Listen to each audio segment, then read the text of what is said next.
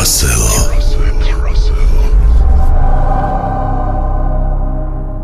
যেভাবে লেখা আছে আমি সেভাবেই পড়ছি। আসসালামু আলাইকুম রাসেল ভাই ও ডিয়ার লিসেনার্স, কেমন আছেন সবাই? আশা করি ভালো আছেন এবং সুস্থ আছেন।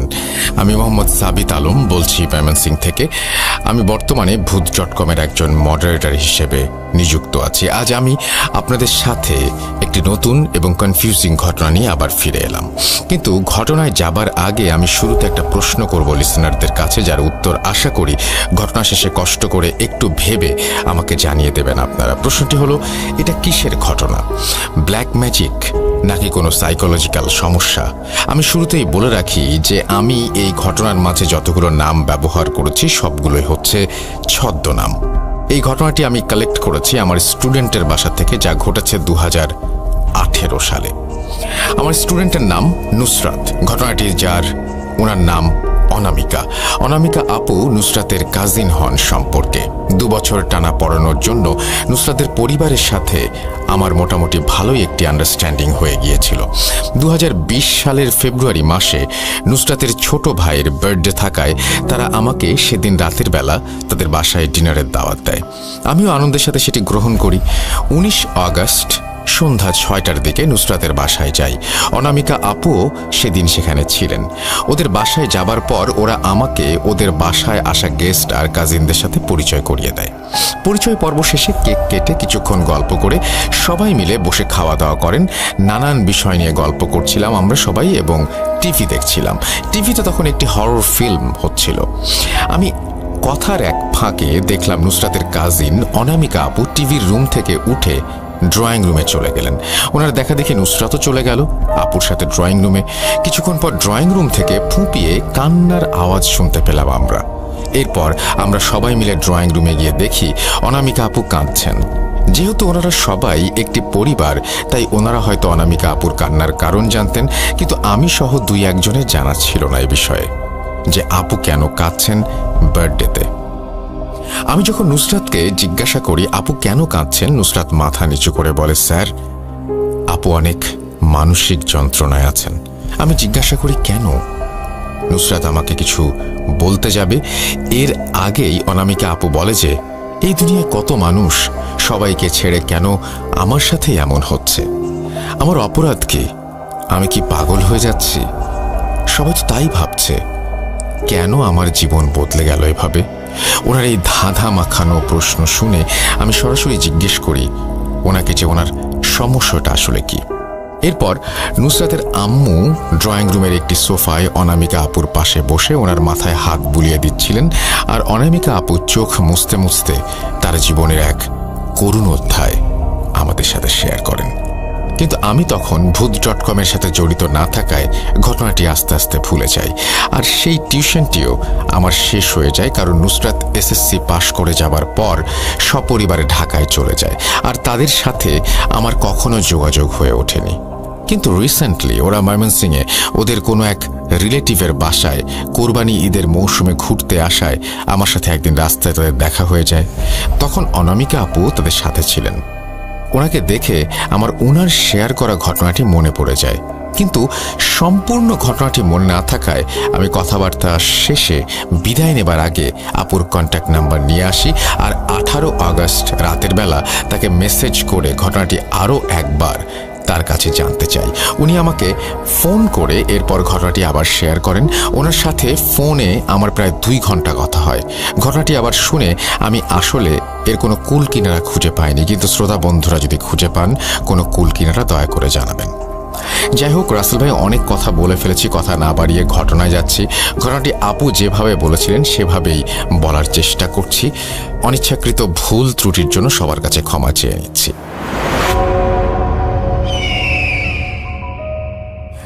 আমি অনামিকা। আমি পেশায় একজন হাই স্কুলের শিক্ষিকা ছিলাম কেন বললাম? শুনতে থাকুন, জেনে যাবেন। 2015 সালের জানুয়ারি মাসে আমার বিয়ে হয় একজন বিজনেসম্যানের সাথে। অ্যারেঞ্জ ম্যারেজ হলেও আমার হাজবেন্ড আমাকে কখনোই বুঝতে দেননি আমাদের বিয়েটা আসলে লাভ ম্যারেজ ছিল না। আমার হাজবেন্ড আমাকে প্রচণ্ড রকমের ভালোবাসেন আর শ্রদ্ধা করেন। ওনার নাম সাদিক। আমার হাজবেন্ডের পরিবারে তার মা, বাবা, ভাই, বোন, ভাবি আর ছোট বোন লিনা। বাবার বিজনেস থাকার পরেও নিজে কিছু করার আকাঙ্ক্ষায় সাদিক নিজেই একটি ইলেকট্রিক ব্যবসা শুরু করে। আমার শ্বশুর শাশুড়ির ব্যবহার আমার প্রতি আমার নিজের মা বাবার মতোই ছিল। ওনারা আমাকে এক মুহূর্তের জন্য বুঝতে দিতেন না আমি ওনাদের ছেলের স্ত্রী। আমার মনে হতো যেন আমি এই পরিবারেরই একজন মেয়ে। আমার চাকরি করা নিয়েও ওনাদের কোনো আপত্তি ছিল না। ওনারা আমার প্রতি যথেষ্ট সদয় আর সাপোর্টিভ ছিলেন। এমনকি আমার ননদ লিনাও আমাকে চাকরি করার জন্য অনেকভাবে উদ্বুদ্ধ করত আর যথেষ্ট সাহায্য করত। 2017 সালের দিকে আমার ঘরে একটি পুত্র সন্তান দান করে আল্লাহ আমাদের জীবনে রহমত বর্ষণ করেন আর আমাদের জীবন খুশিতে ভরিয়ে দেন। আমরা আমার ছেলের নাম রাখি সামিন। সবকিছু ছিল একেবারেই পারফেক্ট, আমার কল্পনার থেকেও সুন্দর। কিন্তু এই সুন্দর সময় আর এত ভালোবাসার ওপর কারো যেন নজর লেগে যায় একদিন আমার স্কুলে যাবার পথে। আসলে কারো নজর লেগেছে, নাকি আমার মনের ভুল, নাকি আমার মানসিক অসুস্থতা, আমি আজও জানি না। 2018 সাল। আমার ছেলের বয়স তখন 1 বছরের বেশি। আমার শাশুড়ির কাছে ওকে রেখে আমি স্কুলে যাওয়া আসা করতাম। এই স্কুলের চাকরিটি আমার প্রয়োজন ছিল না, বরং এটি আমার জন্য একটি শখ বা ভালো লাগার বিষয় ছিল। একদিন স্কুলে যাবার পথে রাস্তায় আমার মাথার ওপর কোথা থেকে যেন কি একটা পড়ে যায়। জিনিসটা মাটিতে পড়ে আমার কাছ থেকে 6-7 কদম দূরে চলে যায়। আমি একটু এগিয়ে গিয়ে দেখি বাঁশের তৈরি খুব সুন্দর আর চারপাশে ছোট ছোট আয়না দেয়া একটি বাটি পড়ে আছে আমার সামনে। এটা কোথা থেকে পড়লো ভেবে আমি উপরের দিকে তাকাই, কিন্তু আশেপাশে কোনো বসত বাড়ি দেখতে পাই না। আমার মাথার ওপরে গাছপালা ছাড়া আর কিছুই ছিল না। আমি নিচের দিকে তাকিয়ে সেই বাটিটা তুলে হাতে নেই। বাটিটা বাঁশের তৈরি হলেও রঙিন সুতা দিয়ে খুব ছোট ছোট বোতামের মতো আয়না বসানো ছিল তাতে। আমি ভাবতে থাকি আশেপাশে কোনো বাসা নেই, তাহলে বাটিটা এলো কোথা থেকে। কিন্তু বাটিটা আমার এতই পছন্দ হয়েছিল যে আর 7-5 না ভেবে সেটা আমি আমার ভ্যানিটি ব্যাগের ভেতরে নিয়ে স্কুলের পথ ধরে চলতে থাকি। যথারীতি স্কুলে প্রবেশ করে ক্লাসগুলো কমপ্লিট করে আমি দুপুরের দিকে শিফট শেষ করে বাড়ির দিকে রওনা হই। প্রচণ্ড রোদ থাকায় আমি সেদিন আর হেঁটে যাইনি। রিক্সা ডাক দিয়ে ভাড়া ঠিক করে রিক্সায় উঠে বসে পড়ি। 5 থেকে 7 মিনিট পর রিক্সা আমার বাসার সামনে চলে এলে আমি ভাড়া দিতে গিয়ে ভ্যানিটি ব্যাগের চেইন খুলে টাকা বের করতে গিয়ে খেয়াল করলাম সেই বাটিটি আমার ব্যাগে নেই। বলে রাখা ভালো যে ব্যাগটি সবসময় আমার কাছেই ছিল আর এই চেইন ছিল অলওয়েজ লকড। সো কোনোভাবে সেই বাটি হারাবার প্রশ্নই ওঠে না। আর আমি যথেষ্ট সচেতন একজন মানুষ, একটা টাকাও আমার ব্যাগ থেকে এদিক সেদিক হয় না। তাহলে বাটি কিভাবে হারিয়ে গেল? নিজেকে প্রশ্ন করতে করতে আমি বাসায় ফিরে গোসল করতে চলে যাই। মাথার উপরে ঝর্ণাটা ছেড়ে দিয়ে গোসল করছিলাম চোখ বন্ধ করে। চোখ খুলতেই দেখি যে আমার মাথা দিয়ে লাল পানি গড়িয়ে পড়ছে। রক্ত ছিল না সেটা আমি নিশ্চিত, কারণ রক্তের রং এত পাতলা হয় না। আমি এই দেখে আমার মাথায় হাত দিয়ে বোঝার চেষ্টা করি কোথাও কেটেছে কিনা, যেহেতু মাথায় বাটি পড়ে গিয়েছিল। কিন্তু আমি খুঁজে কোনো আঘাতের নিশানা পাই না। আমি ভাবতে লাগলাম এই ঝর্ণার নিচে আমি রোজ গোসল করি, কোনোদিন কিছুই সমস্যা পেলাম না। তবে আজ কি হলো? পানির ট্যাঙ্কের সমস্যা ভেবে বাড়িওয়ালার সাথে ফোনে এ বিষয়ে আমার শ্বশুরকে কথা বলতে বলি। আমার শ্বশুর আমার কথা শুনে আমাকে বলেন, দেখো মা অনামিকা, আমরা সবাই গোসল করেছি আর তোমার বাথরুমটাও দেখে আসলাম, এমন কিচ্ছু নেই। খুব চড়া রোদে বাইরে থেকে এসেছো তাই হয়তো এমন দেখেছো, ও কিছু না। আমার শ্বশুরের মুখে এই কথা শুনে আমি কোনো কথা না বাড়িয়ে ছেলের কাছে চলে যাই। ছেলের সাথে কিছুক্ষণ খেলা করে ওকে খাইয়ে ঘুম পাড়িয়ে দোলনায় রেখে দেই। এরপর আমি নিজের খাওয়া দাওয়া শেষ করি। বিকেলে সাদিক চলে আসে আর খাওয়া দাওয়া করে বেশ কিছুক্ষণ বিশ্রাম নিয়ে সে আবার বেরিয়ে পড়ে তার ব্যবসার কাজে। এরপর হাতে একটি দইয়ের বাটি নিয়ে রুমে চলে আসি। বাটিটি টেবিলে রেখে আমি আগামীকালের স্কুলের ক্লাস টেস্টের প্রশ্ন করবার জন্য ভ্যানিটি ব্যাগ খুলে যেই কলম বের করতে গেলাম, দেখলাম সেই বাটিটি আমার ব্যাগেই আছে। আশ্চর্য, রিক্সা ভাড়া দেবার সময় ছিল না, আর এখন কিভাবে আসলো? ভাবতে ভাবতে আমি বাটিটি আমার টেবিলের একপাশে রেখে পরীক্ষার প্রশ্ন করতে বসি। আমি প্রশ্ন করতে করতে হঠাৎ তন্দ্রাচ্ছন্ন হয়ে টেবিলেই মাথা রেখে ঘুমিয়ে পড়ি। ঘুমের মাঝে আমি একটি স্বপ্ন দেখতে পাই, যা ছিল কিছুটা এমন। আমি দেখলাম একটি কালো শাড়ি পরা মহিলার অবয়ব, যার মাথার মাঝে খুব বড় করে কুমকুম দেয়া ছিল, আর সে ওই বাঁশের বাটিটা হাতে নিয়ে সেটা আমার দিকে বাড়িয়ে দিয়ে আমাকে বলছে, দে দে, তোর বাচ্চাটা আমাকে দে, কতদিন বাচ্চার ছোঁয়া পাই না, দে দে। এই বলে সে কাঁদতে শুরু করে দেয়। আমি তাকে বলি, কে তুমি? আমার বাচ্চা আমি তোমাকে কেন দেব? সে এবার কাঁদতে কাঁদতে বলে, দে না, একটা বাচ্চা দিলে কি হবে তোর? তোর তো আরো বাচ্চা হবে, একটা আমায় দে না, একটা দে না, দে না আমাকে বাচ্চাটা। এসব বলে সে আমার দিকে কাকুতি মিনতি করতে শুরু করে। আমি এবার তাকে ধমকের সুরে বলি যে আমি তোমাকে আমার বাচ্চা দেব না। এরপর আমি দেখলাম সে তার হাত বাড়িয়ে আমার বাচ্চাটাকে ধরতে যাচ্ছে। এই দেখে আমি চিৎকার দিতে যাব, এমন সময় আমার ঘুম ভেঙে যায় এবং আমার ছেলের কান্নার শব্দেই আমার ঘুম ভাঙে।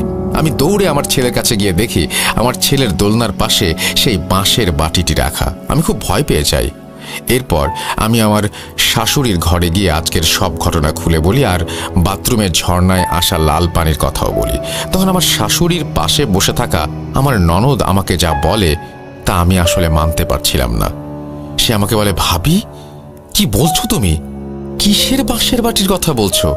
তুমি তো খাবার শেষ করে কাঁচের বাটিতে করে দই নিয়ে গেলা। এরপর আমি দেখলাম তুমি সেই দই সামিনের মুখের কাছে নিয়ে গেলা। এরপর বাটিটা তুমি সেখানেই রেখে এসেছো। বিশ্বাস না হলে চলো গিয়ে দেখবে।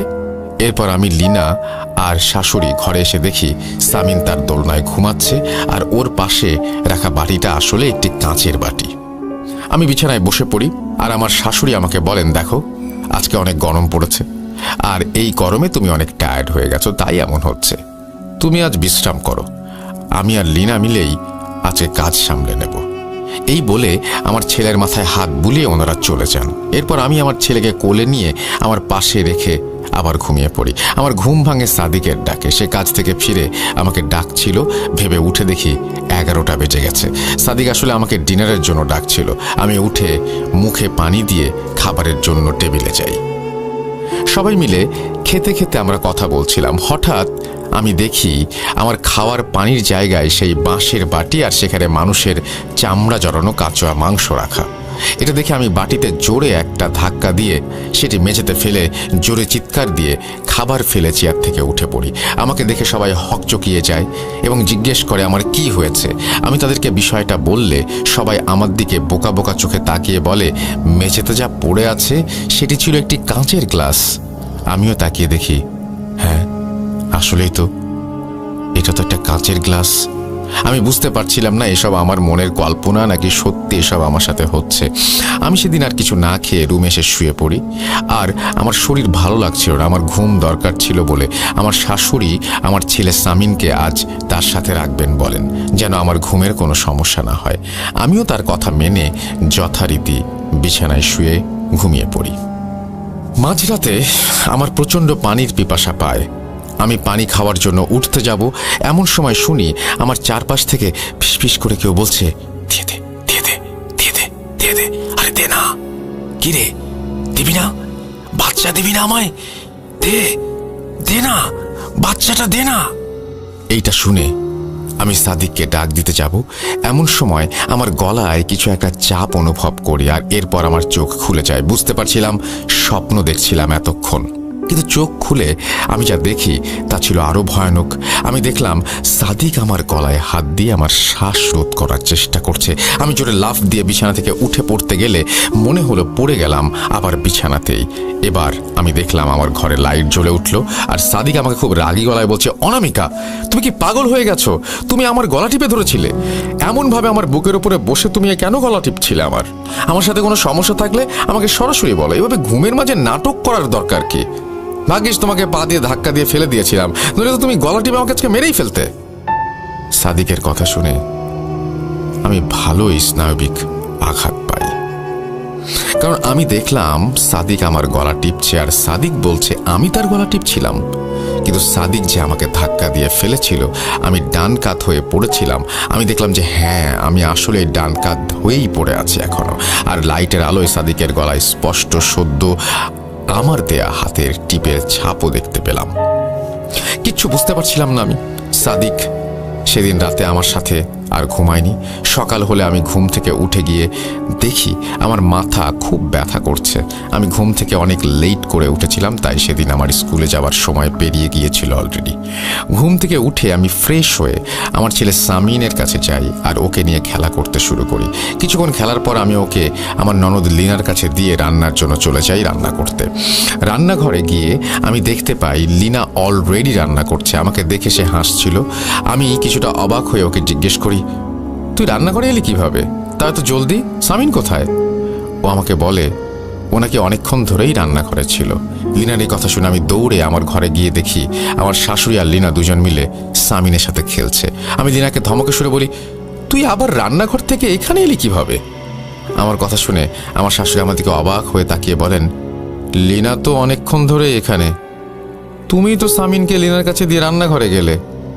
এই কথা শুনে আমি আমার ছেলেকে দিনার কাছ থেকে আমার কোলে নিয়ে রান্নাঘরে গিয়ে দেখি রান্নাঘর ফাঁকা।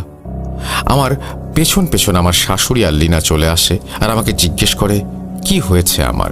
আমি তখন আমার শাশুড়িকে সবটা খুলে বলি। তখন উনি চেহারায় একটা কালো ছাপ এনে বলেন, আমি বুঝতে পারছি না এমন কেন করছো তুমি কাল থেকে। কাল রাতে তুমি নাকি সাদিকের গলা টিপে ধরেছিলে। কি হয়েছে মা তোমার? ওনার প্রশ্ন শুনে আমি ওনাকে বলতে চেয়েছিলাম যে না মা, আমি নই, সাদিক আমার গলা টিপে ধরেছিল, কিন্তু বলতে পারিনি কথাটা। এরপর আমার শাশুড়ির ঘটনাগুলো আমার শ্বশুরকে জানালো। উনি বলেন আমাকে ভালো ডাক্তার দেখাবেন। যথারীতি সেদিন সাদিক বাসায় এলে তাকে সব জানিয়ে আমাকে ডাক্তার দেখানোর কথা বলা হয়। আমি সাদিককে আমার মানসিক অবস্থা বললে সে সবটা বুঝতে পারে। বেচারা আমার জন্য নিজেও কষ্ট পাচ্ছিল, কিন্তু সে বুঝতে দিচ্ছিল না কিছুই। এরপর দিন সকালে ডাক্তারের কাছে যাব বলে আমরা রাতের বেলা ঘুমিয়ে যাই। ঘুমের মাঝে এবার আমি স্বপ্ন দেখি যে আমি, আমার ছেলে আর সাদিক তিনজন আমাদের গ্রামের বাড়ি এসেছি। সেই গ্রামের বাড়িগুলি ছিল মাটির, আর তিনজন উঠোনে দাঁড়িয়ে গল্প করছিলাম। হঠাৎ দূর থেকে মানুষের আকৃতির কিছু একটা হাতে কি যেন একটা নিয়ে হেঁটে আসছিল। একটু কাছে আসতে যা দেখলাম সেটা দেখে যে কারো গায়ের লোম দাঁড়িয়ে যাবে আর শিরদাঁড়া ঠান্ডা হয়ে যাবে। আমি দেখলাম দূর থেকে যে আসছিল সে একজন মানুষ, কিন্তু তার শরীরে কোনো চামড়া নেই, মানে চামড়া ছেলা একজন মানুষ। আর তার হাতে ছিল একটা ছুরি, আর তার চোখের কোঠুরিতে ছিল মাংস দিয়ে ভরাট করা। সে শুধুমাত্র একটা কথাই বলেছে, আর সেটা বলে সে আমার হাজবেন্ডের দিকে হাত বাড়িয়ে দিচ্ছিল। সে যা বলছিল তার মানে আমি আজও জানি না। সে বলছিল ইতিহাস ইতিহাস ইতিহাস। এই বলে সে হাত বাড়িয়ে বাচ্চা চাচ্ছিল আমার হাজবেন্ডের দিকে। আমার হাজবেন্ড আমার বাচ্চাকে নিজের পেছনে লুকিয়ে না বোধক ইশারায় মাথা নাড়লে সে জিনিসটি আবারও কিছু উদ্ভট শব্দ উচ্চারণ করে। এরপর আমার ঘুম ভাঙলো একটা ফিসফিস শব্দে, যা আমাকে বলছিল দিলি না, দিলি না। এই শুনে আমি চিৎকার দিয়ে ঘুম থেকে উঠে সাদিক লাইট জ্বালিয়ে জিজ্ঞেস করলো কি হয়েছে। আমি এবার ওকে কিছু বলার আগে দেখলাম ওর মুখে ভয়ের ছাপ। আমি পাল্টা প্রশ্ন করে বসলাম কি হয়েছে। ও আমাকে যেটি বলল সেটি শোনার আমি আশাও করিনি। সে আমাকে বলল সে নাকি স্বপ্ন দেখেছে একজন চামড়া ছাড়া মানুষ নাকি সামিনকে নিয়ে যেতে চাচ্ছিল। এরপর সাদিক আমাকে বলল, অনামিকা, কাল থেকে বাচ্চা নিয়ে এত ভয় দেখিয়েছ যে আমি এখন ভয়ে উল্টাপাল্টা দেখছি। এরপর ওই কথা শুনে আমি ওকে বলতে পারিনি যে আমিও সেম স্বপ্ন দেখেছি। অনেক কষ্টে সেই রাত পার করে সকালবেলা ঘুম থেকে উঠে সামিনকে খাইয়ে সাদিকের সাথে চলে যাই একজন সাইকিয়াট্রিস্টের কাছে। আমাকে দেখে ডাক্তার মহিলা প্রথমেই আমার সমস্যা জিজ্ঞেস করলে আমার ঘুম কম হচ্ছে কিনা জানতে চাইলেন। আমি হ্যাঁ বোধক বলাই উনি আমাকে জিজ্ঞেস করলেন কেন ঘুম কম হচ্ছে আমার। আমি ওনাকে সব খুলে বলি আর উনি আমাকে কিছু টেস্ট দেন। বলেন টেস্টের রেজাল্ট দেখে উনি জানাবেন কি সমস্যা। এর পর দিন তেমন কিছু হয়নি। সেদিনের পরে দুপুরে ডাক্তারের কাছে গেলে উনি টেস্ট রেজাল্ট দেখে বলেন টেস্ট মোতাবেক আমি সুস্থ এবং আমার স্ট্রেস লেভেলও কম এবং আমি মানসিকভাবে ফিট। হয়তো প্রথম সন্তান, তাই তাকে হারানোর ভয় থেকে আমি এসব ভাবছিলাম, আর এসব ভাবনাই কল্পনা হয়ে আমার ঘুমে ধরা দিচ্ছিল। এসব বলে উনি আমাকে কিছু মেডিসিন দিয়ে বাড়িতে চলে যেতে বলেন, কিছুদিন বিশ্রামে থাকতে বলেন। সেদিন বাসায় ফেরার পর আমি অনেক বদলে যাই। আমি সারা দিন রাত ঘুমাতাম আর ঘুমাতাম। আমার নিজের ছেলের কোনো কোনো খোঁজ থাকতো না। আমি অসুস্থ ভেবে আমার শ্বশুর শাশুড়ি বা বাড়ির কেউ আমাকে কিছু বলেনি। একদিন রাতে ঘুমাবার সময় আমার মনে হয় যে আমার মুখের ওপর কারো গরম নিঃশ্বাস পড়ছে। চোখ খুলে দেখি স্বপ্নে দেখা সেই চামড়া ছাড়ানো মানুষটা আমার মুখের ওপর তার দম ফেলছে। হঠাৎ সে আমার গলা টিপে ধরতেই আমি ঘুমের মাঝে আয়াতুল কুরসি পড়তে শুরু করি। কিছুক্ষণ পর আমার ঘুম ভাঙল। ঘুম থেকে উঠে আমি দেখলাম আমার সামনে সেই বাঁশের বাটিতে রাখা আমার সব থেকে প্রিয় মুরগির মাংস রান্না করে রাখা। সেই তরকারির সুঘ্রাণে আমি যেন সম্মোহিত হয়ে গিয়েছিলাম। আমি মাংসের বাটি হাতে নিয়ে এক টুকরো মাংস মুখে দিয়ে কামড় দিতেই এক ঝটকা খেয়ে বিছানা থেকে পড়ে যাই আর একটা চিৎকার শুনতে পাই। বিছানায় পড়ে গিয়ে আমার পিঠে ব্যথা পেয়েছিলাম, তাই ব্যথায় গোঙাচ্ছিলাম। এমন সময় আমার ঘরে লাইট জ্বলে ওঠে আর সাদিক আমাকে বিছানায় তুলে ধরে আমার গালে একটা চর বসিয়ে দিয়ে বলে, কি চাও তুমি? আমার পায়ে কামড়াচ্ছিলে কেন? কামড়ে দেখো রক্ত বের করে দিয়েছো, তোমার কি সমস্যা? সাদিকের কথা শুনে আমি সাদিকের পায়ের দিকে তাকিয়ে দেখি আসলেই আমি ওর পায়ে কামড় দিয়ে অনেকটা অংশের মাংস উঠিয়ে ফেলেছিলাম। সাদিক আমার শাশুড়ির ঘরে চলে যায় সবকিছু বলার জন্য আর পায়ে ব্যান্ডেজ করে আনার জন্য। আমি আমার বিছানায় বসে অনবরত কেঁদেই চলেছিলাম। 30-40 মিনিট পরে আমার শ্বশুর শাশুড়ি আর লিনা আমার ঘরে আসে সাদিকের সাথে আর আমাকে জিজ্ঞেস করে কি হয়েছে, আমি কেন সাদিকের পায়ে কামড় বসিয়েছি। ওনাদের সবকিছু খুলে বললে শ্বশুর তাচ্ছিল্যের স্বরে বলে, তুমি একজন শিক্ষিত মেয়ে হয়ে এসব কি বলছো? মাথা ঠিক আছে তোমার? এই বলে উনি রুম ত্যাগ করেন। আমার শাশুড়ি আমার কাছে আসেন, বসেন। উনি আমাকে বলেন কাল সকালে উনি বাসায় মসজিদের ইমাম সাহেবকে দাওয়াত দেবেন, সব ঠিক হয়ে যাবে আর আমি যেন চিন্তা না করি। এই বলে উনি রুম থেকে বের হয়ে যান লিনাকে নিয়ে। সেদিন রাতে আমি অনেক ঘুমানোর চেষ্টা করেও ঘুমাতে পারিনি। যথারীতি সকাল হলো। ফজরের নামাজ পড়ে অপেক্ষা করতে লাগলাম কখন আমার শাশুড়ি আসবেন আর কখনই বা হুজুর আসবেন। মন টিকছিল না আমার নিজের রুমে, তাই বারান্দায় গিয়ে বসেছিলাম। বারান্দায় বসে থাকতে থাকতে সারা রাত না ঘুম হবার কারণে চেয়ারে হেলান দিয়ে ঘুমিয়ে পড়লাম। এবার আমি ঘুমে কোনো স্বপ্ন দেখিনি। আমার ঘুম ভাঙলো দুপুরের দিকে আমার শাশুড়ির ডাকে। উনি আমাকে লাঞ্চ করার জন্য খেতে ডাকছিলেন। আমি উঠে ফ্রেশ হয়ে বাথরুমের দিকে চলে গেলাম। মুখে পানির ছিটা দিচ্ছিলাম, এমন সময় কানের কাছে মৃদু ফিসফিসে কেউ আওয়াজ এলো, ওকে আসতে বারণ কর, ওকে আসতে বারণ কর, কিছুই করতে পারবে না, ওকে বাচ্চা দে, তোর বাচ্চা আমাকে দে, ও তোর বাচ্চাকে বাঁচাতে পারবে না, কি দিবি না? আমি এবার চিল্লাইনি বা কোনো প্রকার প্যানিকও করিনি। আমি বিষয়টি পাত্তা না দিয়ে তাকে উত্তর দিলাম, জাহান্নামে যাও। এই বলে আমি বাথরুম থেকে বের হয়ে খাবার টেবিলে এসে বসলাম আর দেখি লিনা কেমন যেন রাগ হয়ে বসে আছে। আমাকে জিজ্ঞেস করলাম, কিরে মহারানী, গাল ফুলিয়ে রাখছিস কেন? ও আমাকে বলল আমি যেন ন্যাকামি না করি ওর সাথে এবং কথা না বলি। কি হয়েছে জিজ্ঞেস করতে যাব, তখনই ও বলে বসে যে খাবার খেতে আসতে দেরি করায় সে আমাকে খুঁজছিল যে আমি কোথায়। খুঁজতে খুঁজতে আমার বাথরুমের দরজা খোলা পেয়ে সে আমাকে খাবারের জন্য ডাকছিল কয়েকবার। আমি নাকি বাথরুমের আয়নার দিকে তাকিয়ে তাকে বলেছি, জাহান্নামে যাও বলে মুখে পানি দিতে থাকি। আমি লিনার কাছ থেকে এসব শুনে নিজেকে কন্ট্রোল করতে পারছিলাম না। আমার নিজের ভাবনা শক্তি আর আমার নিজের সত্তা যেন আমি হারাচ্ছিলাম ধীরে ধীরে। আমি যেন আমার নিজের চোখ কানকেও আর বিশ্বাস করতে পারছিলাম না। আমি লিনাকে সরি বলি আর কিছু বলে কথাটা মজা হিসেবে কাটিয়ে দেই।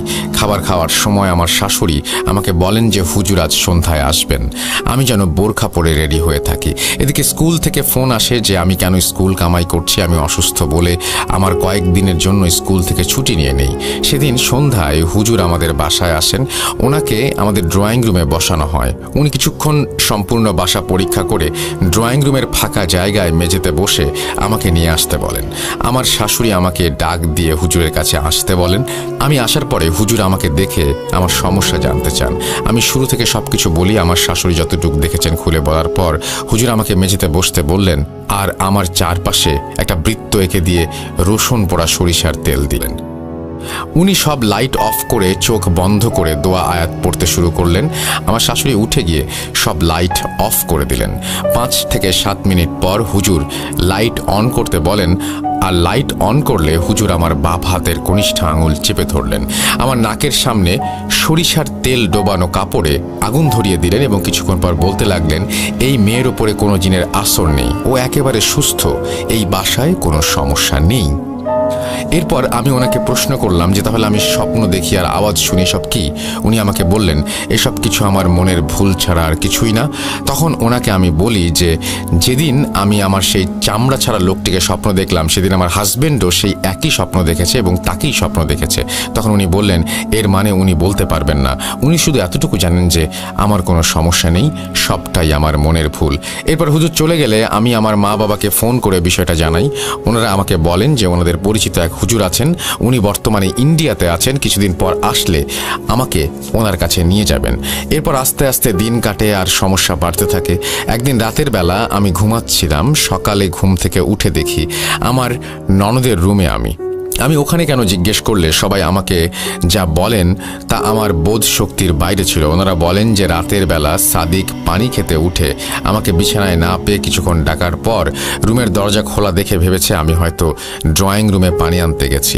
ও কিছুক্ষণ অপেক্ষা করতে থাকে আর হঠাৎ আমার ননদের চিৎকার শুনে ড্রয়িং রুমে এসে দেখে আমি পড়ে আছি আর আমার হাতে মুখে ফ্রিজ থেকে বের করা কাঁচা মাংস, অর্থাৎ আমি কাঁচা মাংস খাচ্ছিলাম।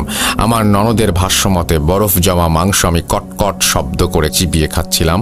আর তার দিকে আমার চোখ পড়তে আমি নাকি ওকে বলি ও দেয় না, তুই দে। এই বলে আমি নাকি খুব করুণ সুরে ভয়ঙ্কর শব্দে কাঁদছিলাম। আর সাদিক আমাকে ধরে ধাক্কা দিয়ে জিজ্ঞেস করছিল যে আমি অমন করছি কেন, কিন্তু কিছুই না বলে আমি নাকি জ্ঞান হারিয়েছিলাম। এসব শুনে আমি আর কিছু না ভেবে সিদ্ধান্ত নেই যে করেই হোক আমার শ্বশুর বাড়ির কাউকে এসব দেখতে দিতে পারবো না। সেদিন ব্যাগ আর নিজের জিনিসপত্র গুছিয়ে আমি আমার বাবার বাসায় চলে যাই। আমার বাবার বাড়ি গিয়ে আমি সব ঘটনা তাদেরকে জানাই, জানাই যে এবার যা হবে এখানেই হবে। বলে রাখা ভালো, আমি আমার দুধের সন্তানটাকেও শ্বশুর বাড়ি রেখে এসেছিলাম, কারণ আমি যে সকল কর্মকাণ্ড করছিলাম সেগুলোর মাঝে আমি আমার হাজবেন্ডের ক্ষতি করেছি, তাই কোনোদিন যদি আমার বাচ্চার কোনো ক্ষতি করে বসি এই ভেবে ওকে নিয়ে আসেনি। একবার ভাবুন, একটা মা কতটা কষ্ট পেলে, কতটা হেল্পলেস হলে নিজের দুধের বাচ্চাটাকেও এইভাবে রেখে আসতে পারে। দিন যেতে লাগলো আর আমার স্বাস্থ্যও খারাপ হতে লাগলো। আমার ঘুম না হবার ফলে চোখের নিচে কালি পড়তে লাগলো আর চোখও কুঠুরির ভেতর ঢুকে যাচ্ছিল। আমি কিছুই খেতে পারতাম না। খেলে মানুষের চামড়া ছাড়ানো হাত পা বা অন্যান্য অংশ সেই বাঁশের বাটির ভেতর দেখতে পেতাম। আর রাতের বেলা ঘুমাতে পারতাম না, ভীষণ ভয় করতো। তাই আমি আমার আম্মুর সাথে ঘুমাতাম আর আমার আব্বু আলাদা ঘরে থাকতেন। একদিন আমি রাতের বেলা আম্মুর কোলে মাথা রেখে ঘুমিয়ে গেছিলাম। হঠাৎ বাথরুমে যাবার প্রয়োজন হলে আমি উঠে বাথরুমের দিকে গিয়ে দেখি বাথরুমের দরজা ভেতর থেকে লাগানো। আমি নক করতে আম্মু ভেতর থেকে বলে উঠলেন যে মশা মারার ফলে তার হাতে রক্ত লেগেছে আর সেটা ধুতেই উনি বাথরুমে এসেছেন। আমি অবাক হয়ে যাই, ভাবতে থাকি এই মাত্র আমি আম্মুর কোল থেকে উঠে আসলাম, আম্মু কিভাবে বাথরুমে এলেন? এই ভেবে আমি রুমে গিয়ে দেখি আম্মু বিছানায় বসে আছেন আর আমাকে দেখে বলছেন, কিরে বাথরুমে গিয়েছিলি, আয়সো ঘুম পাড়িয়ে দিই তোকে। আমি কান্না করে দিলাম আর আম্মুকে বললাম বাথরুম থেকে আম্মুই আমার সাথে কথা বলেছেন। আমার কথা শুনে আমার আম্মু আমার সাথে বাথরুমে যান এবং আমি যা দেখতে পাই তা দেখব বলে কোনোদিন ভাবিনি। আমি দেখলাম আমার আম্মু বাথরুমে কোথা থেকে যেন মাকড়সা ধরে এনে খাচ্ছে আর খাওয়ার পর বাথরুমের মেঝেতে পড়ে থাকা পানি চুমুক দিয়ে খাচ্ছেন। এটা দেখে আমি অজ্ঞান হয়ে যাই। জ্ঞান ফেরার পরে আমি নিজেকে আমার ঘরে আবিষ্কার করি এবং দেখি আমার মা বাবা আমার পাশে বসে আছেন। আমি আম্মুকে জিজ্ঞেস করি উনি রাতে বাথরুমে মাকড়সা খাচ্ছিলেন কেন আর মেঝেতে পানি বা কেন খাচ্ছিলেন। আমার কথা শুনে আম্মু আকাশ থেকে পড়েন এবং কাঁদতে কাঁদতে আমাকে বলেন যে রাতে যখন আম্মুর কোল থেকে উঠে বাথরুমের দিকে গেলাম তখন আম্মু আমার জন্য অপেক্ষা করতে লাগলেন আর আমার অনেকটা দেরি দেখে উনি বাথরুমের দরজা নক করতেই দেখেন যে বাথরুমের দরজার ভেতর থেকে খোলা আর উনি ভেতরে তাকিয়ে দেখেন আমি মাকড়সা ধরে খাচ্ছি আর মেঝে থেকে পানি চুমুক দিয়ে খাচ্ছিলাম। ওনাদিকে আমার চোখ পড়তেই আমি ওনাকে বলি, তোর মেয়ে তো আমাকে বাচ্চা দেয় না রে, তুই দিবি, দে না। এসব শুনে আমি আর নিজেকে কোনোভাবেই ঠিক রাখতে পারছিলাম না। বিছানা ছেড়ে আমি ফ্রেশ হয়ে রেডি হয়ে আবার একজন সাইকিয়াট্রিস্টের কাছে যাই আর ওনাকে সব খুলে বলি। উনিও কিছু টেস্ট দেন আর টানা 7 দিনের একটা সেশন করতে বলেন ওনার সাথে, আর কিছু ওষুধ লিখে দেন। ওষুধ কিনে ফার্মেসি থেকে বের হতে না হতেই আমার ফোনে কল আসে আর আমি জানতে পারি বিনা নোটিসে স্কুল মিস দেওয়ার কারণে আমার স্কুলের চাকরিটা চলে গেছে। খুব মনের যন্ত্রণায় বাসায় ফিরে আম্মুকে জড়িয়ে ধরে আমি বাচ্চাদের মতো কাঁদতে থাকি আর আম্মুকে বলি আমার চাকরিটা আর নেই। এদিকে আমার সমস্যা আসলে কি সেটা জানার জন্য আমি নিজেও মরিয়া হয়ে উঠেছিলাম। তাই 7 দিন ডাক্তারের সাথে সেশন করার পর সব রিপোর্ট দেখে ডাক্তার আমাকে বললেন আমি সুস্থ, কিন্তু শুধু একটু ডিপ্রেশন আর স্ট্রেসে আছি। এছাড়া আমার মানসিক অবস্থা ভালো ছিল। আমি ভাবলাম এখনকার সময়ের ডিপ্রেশন আর স্ট্রেস এর কারণ তো আমি জানি, আর এও ভাবতে লাগলাম যে মেডিকেলের ভাষায় আমার কোনো অসুখ নেই, আর যেখানে অসুখ নেই সেখানে অসুখের কোনো ট্রিটমেন্ট থাকবে কিভাবে? তার মানে মেডিকেলের ভাষায় আমার কোনো ট্রিটমেন্ট নেই। তাই মেডিকেলের ওয়েতে নিজের ট্রিটমেন্ট করার চিন্তা সম্পূর্ণরূপে আমি বাদ দেই, আর আব্বুকে একদিন জিজ্ঞেস করি সেই হুজুর ইন্ডিয়া থেকে কবে আসবেন। আমার বাবা জানায় কিছুদিনের মাঝে ওনার আসার কথা। 2-3 দিন কেটে যায়। আমার প্রতি রাতে কোনো না কোনো সমস্যা হতেই থাকে, সেগুলো আমি সংক্ষেপে বলছি। ডাক্তার দেখিয়ে ফেরার রাতে আমি স্বপ্নে দেখি যে একটা সেই কালো শাড়ি পরা মহিলা আমার দিকে তাকিয়ে কাঁদছে এবং আমার কাছে বাচ্চা চাইছে, এবং সে ক্রমাগত চাচ্ছিল, এবং আমি তাকে না করলে সে আমার হাতে কামড় বসিয়ে দেয়, এবং আমি চিৎকার করে উঠে আম্মুকে জড়িয়ে ধরি, আর আম্মু আমার দিকে তাকিয়ে কেমন যেন অন্যরকম কণ্ঠে বলেন, কি হয়েছে সোনামণি আমার, বাচ্চা দিবি না? এই কথা শুনে আমি আম্মুর দিকে তাকালে উনি আমার হাতে জোরে একটা কামড় বসিয়ে দেন, আর আমি ওনাকে ধাক্কা দিয়ে মেঝেতে ফেলে দেই। আমার আম্মু চিৎকার করে উঠলে আমার আব্বু এসে দেখেন আমি নিজের হাত কামড়াচ্ছি আর পা দিয়ে আম্মুকে মেঝের সাথে লাগিয়ে চাপ দিয়ে ধরেছি। আসলে আম্মু নয়, আমি আমার হাত কামড়ে রক্তাক্ত করেছিলাম। আমার আব্বু আমাকে সজোরে একটা চড় দিলে আমার হুঁশ ফেরে এবং আম্মুকে বিছানায় তুলে নেই আমরা। আর আমার জন্য আমার আম্মুর কোমরের হাড়ে চিড় ধরে যায় সেদিন থেকে। নিজেকে বড় অপরাধী লাগছিল। এরপর একা একা রুমে থাকতে শুরু করলাম। রাতের বেলা দড়ি দিয়ে নিজের খাট পালঙ্কের সাথে বেঁধে রাখতাম যেন বাসার কোনো কারো ক্ষতি করতে না পারি। যতক্ষণ ভালো থাকতাম নিজে ছেলের কথা ভাবতাম, আর একটু পর পর শাশুড়িকে ফোন করে ছেলের খোঁজ নিতাম। কিছুদিন পর সেই হুজুর ইন্ডিয়া থেকে ফেরত এলে ওনার কাছে আব্বু আমাকে নিয়ে যায় এবং সব ঘটনা খুলে বলেন। কিন্তু এর আগেও আমাকে যে হুজুরের কাছে নেওয়া হয়েছে সেটা জানাননি এবারের হুজুরকে উনি। সব শুনে হুজুর এশার নামাজের পর আসবেন বলে জানান। যথারীতি এশার নামাজের পর হুজুর আমাদের বাসায় আসেন, আর শুরুতেই আমার সাথে কথা বলবেন বলে জানান। আমার আব্বু আমাকে ডাক দেন, আর আমি হুজুরের সামনে এসে ওনাকে শুরু থেকে শেষ পর্যন্ত সব কিছু জানালে হুজুর একটা কাগজে আমার নাম লিখে কিছু একটা পড়ে ফু দেন, আর আমাকে একটা আয়াত শিখিয়ে দেন, আর বলেন আমি যেন সেটা পড়ে ওই কাগজে ফু দেই। ওনার কথা মতো আমি কাজ করলাম, আর হুজুর আমার আব্বুকে বললেন একটু পর আমাদের দরজায় নক হবে, আর আমার আব্বু দরজা খুলে দরজার সামনে যাকে দেখবেন তাকে যেন সালাম দেই, এবং এই কাগজটা দিয়ে জিজ্ঞেস করি যে কাগজে যার নাম লেখা সেই মানুষের সমস্যা কোথায়। হুজুরের কথা শেষ হতে না হতেই দরজায় করানার আওয়াজ আসলো, আর আমার আব্বু দরজা খুলে দেখলো সাদা জোব্বা পরা খুব সুদর্শন একজন ভদ্রলোক দাঁড়িয়ে আছেন। আমার আব্বু ওনাকে সালাম দেন, এবং ওই ভদ্রলোক সালামের উত্তর গ্রহণ করলে ওনাকে আব্বু কাগজটা দিয়ে জিজ্ঞেস করলেন কাগজে লেখা মানুষের, অর্থাৎ যে নামটি লেখা আছে তার সমস্যাটা কি।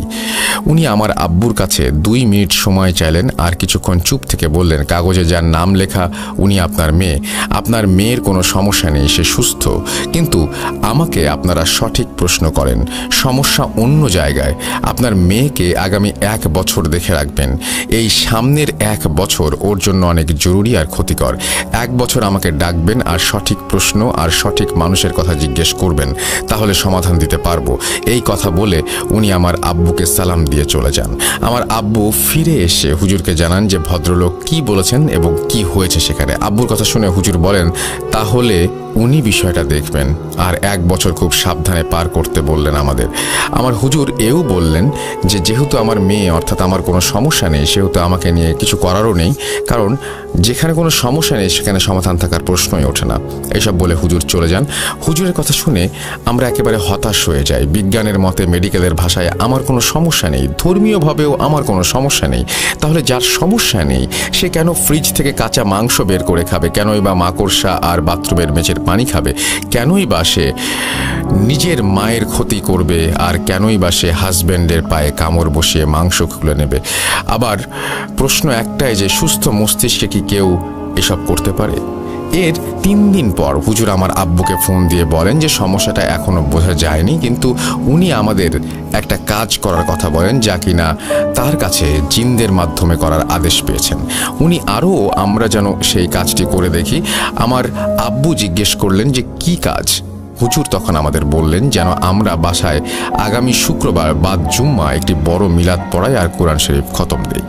এরপর আব্বু হুজুরের কথা মতো শুক্রবার বাদ জুম্মা মিলাদ পড়িয়ে গরিব মানুষদের খাওয়ান আর কোরআন খতম দেন। মিলাদ শেষ হওয়ার পর আশ্চর্যজনকভাবে আমার সাথে ওই ধরনের কোনো ইনসিডেন্টস আর হয়নি কয়েকদিন। কোনো সমস্যা না হয় আমরা খুব খুশি হই, আর এরপর আরও 7 দিন দেখি যে আমার কিছু হয় না। পরের 7 দিনও কোনো সমস্যা হয় না, ফলে আমি শ্বশুর বাড়ি ফিরে যাই। আমার ছেলে আমার স্বামীকে নিয়ে সংসার করতে থাকে। যেহেতু চাকরি নেই তাই গৃহিণী হয়েই বাসার কাজ করতাম। সমস্যা না হবার ফলে আমি সামিনকে নিয়েই ঘুমোতে গেলাম। কিন্তু এই সমাধান যে বেশি দিনের ছিল না তা বুঝতে পারিনি। আমরা কেন, কেউ বুঝবে না। তবে হাজার কষ্টের পরে একটু খুশি আসলে সেটাও ভয় লাগে যে খুশিটা বেশি দিন থাকবে কিনা। এক রাতে আমার হাজবেন্ড ঘুম থেকে উঠে দেখে যে আমি আর বিছানায় নেই, আমি আর আমার ছেলে বিছানায় নেই। উনি আমাদের সারা বাসা খুঁজতে থাকেন, আর হঠাৎ রান্নাঘর থেকে টুং টাং আওয়াজ আর আমার ছেলের কান্না শুনে আমার হাজবেন্ড রান্নাঘরে এসে দেখেন আমি গ্যাসের চুলা জ্বালিয়ে আমার ছেলের গায়ে তেল মাখাচ্ছি।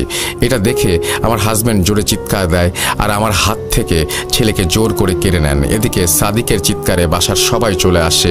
সবাই দেখে আমি কাঁদছি আর বলছি, দেনা বাচ্চাটা, কতদিন বাচ্চার স্পর্শ পাই না, দেনা বাচ্চাটা, দেনা। এই কথা বলে আমি জ্ঞান হারাই। আমি জ্ঞান ফিরে দেখি আমি বিছানায় শুয়ে, আর আমার বাবা আমার পাশে বসা, সাথে আমার শ্বশুর শাশুড়িও বসা। আমার মা আসেননি, কারণ আমার জন্য উনি শয্যাশায়ী ছিলেন। আজকের ঘটনা শুনে আমার আব্বুও ওনাদের বাসায় থাকা অবস্থায় সব ঘটনা খুলে বলেন যে আমাকে ডাক্তার ও হুজুর সব দেখানো হয়েছে, কিন্তু সবাই বলেছে আমার কোনো সমস্যা নেই। এই কথা শুনে সাদিক আমার ওপর রেগে যায় এবং বলে আমি যেন বাসা থেকে চলে যাই। এরপর আমার বাবার সাথে আমি চলে আসি। ছেলেকে নেয়ার সাহস করিনি, কারণ ওনারা আমাকে যে ঘটনা বলেছেন যে কাল রাতে আমি কি করেছি, এরপর ছেলেকে নেয়ার সাহস আমার আর হয়নি। এর কিছুদিন পর আমার হাজবেন্ড আমাকে ডিভোর্স দেওয়ার সিদ্ধান্ত নেয়। আমাকে এও বলে আমি যেন আমার বাচ্চার কাস্টাডি আশাও না করি। ওনার কথা শুনে আমি কেঁদেছিলাম খুব, কিন্তু ওনার কথাগুলো ভুল নয়। আসলে আমি কিসের ভিত্তিতে আমার বাচ্চার কাস্টাডি আশা করব? আমার সাথে থাকলে ও মারাও যেতে পারে আমার হাতে, মানে ও আমার কাছে সেফ না। এসব ভেবে বুকে পাথর রেখে আমি আজও চলছি। এরপর অনেকের কাছে গিয়েছি, হুজুর, কবিরাজ, ডাক্তার, সাইকিয়াট্রিস্ট, কেউ কিছু বলতে পারেনি। আমার ডিভোর্স হয়ে যাচ্ছে আর আমার বাচ্চাটাকে আমি হারিয়ে ফেলছি। আমার মা আমার জন্য অসুস্থ। আমি আজও এসব সমস্যার সমাধান খুঁজে বেড়াচ্ছি। কোনো এক শক্তি আমাকে রাতে ঘুমোতে দেয় না, ফিস ফিস করে শুধু বলতে থাকে, বাচ্চাটা দিলি না, বাচ্চাটা দিলি না, দে দে, এখনো সময় আছে, দে। আমি আর কাউকে সব বলতে পারি না, সহ্যও করতে পারি না। আমি এই জীবনে ছেলের মুখ দেখব কিনা সেটাও জানি না।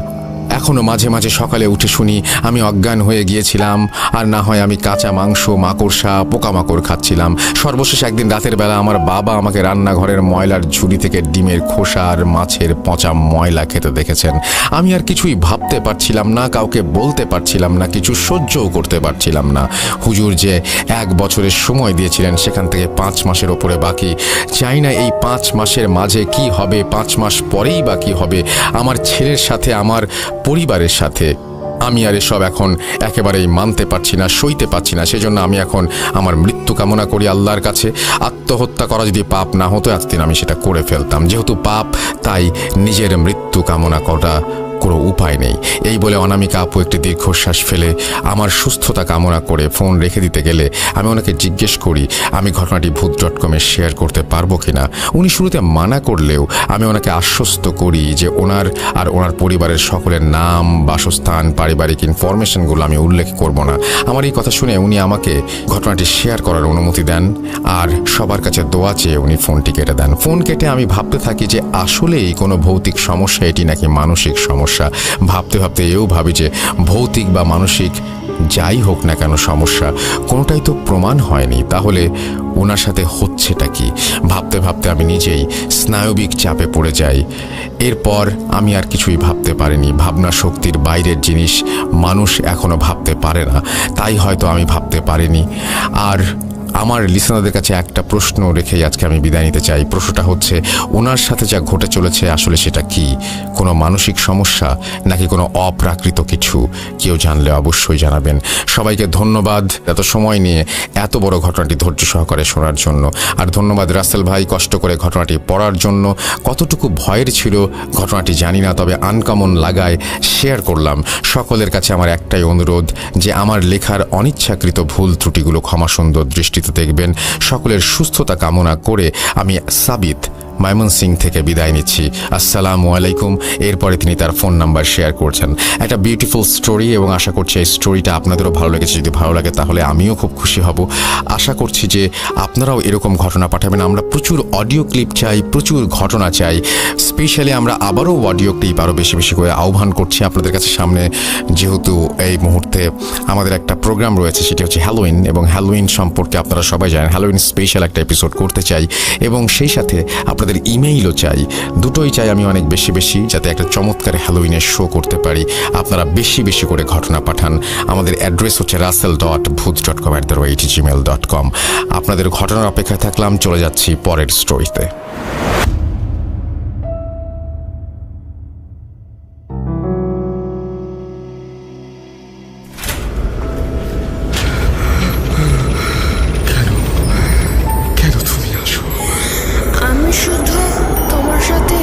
চাই তুমি চলে যাও, চলে যাও, প্লিজ চলে যাও। Booth.com with Russell.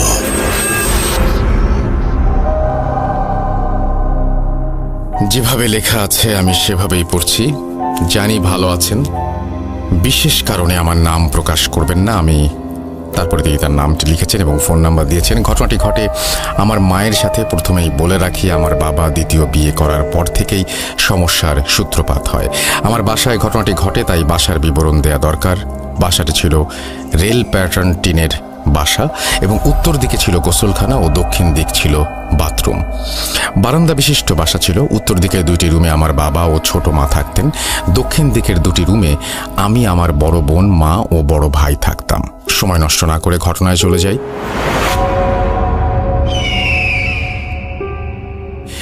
ছোট মা আমাদের সহ্য করতে পারত না। প্রায় সব সময় বলতো, তোরা তো 2 দিনের মেহমান। আমি এই কথার ভিত্তিতে আমার মায়ের সাথে অনেকবার ঝগড়াও করেছি। আমার বাবা যতদিন যায় কেমন যেন পরিবর্তিত হতে থাকে। আমাদের প্রতি মায়া মমতা দিন দিন কমে যায়। আমার ছোট মায়ের 2 রুমে আমাদের কাউকে কখনো ঢুকতে দিত না। কেন সেটা আমি জানি না। একদিন শুক্রবার সন্ধ্যার পর আমার বাবা তখন বাসায় ছিল না। ছোট মায়ের রুম থেকে কাগজ পোড়ার গন্ধ আসছে। আমাকে আমার মা বলল, দেখতো ওই রুমে আগুন লাগলো কিনা। যে দেমাগ রুমে ঢুকতেই দেয় না।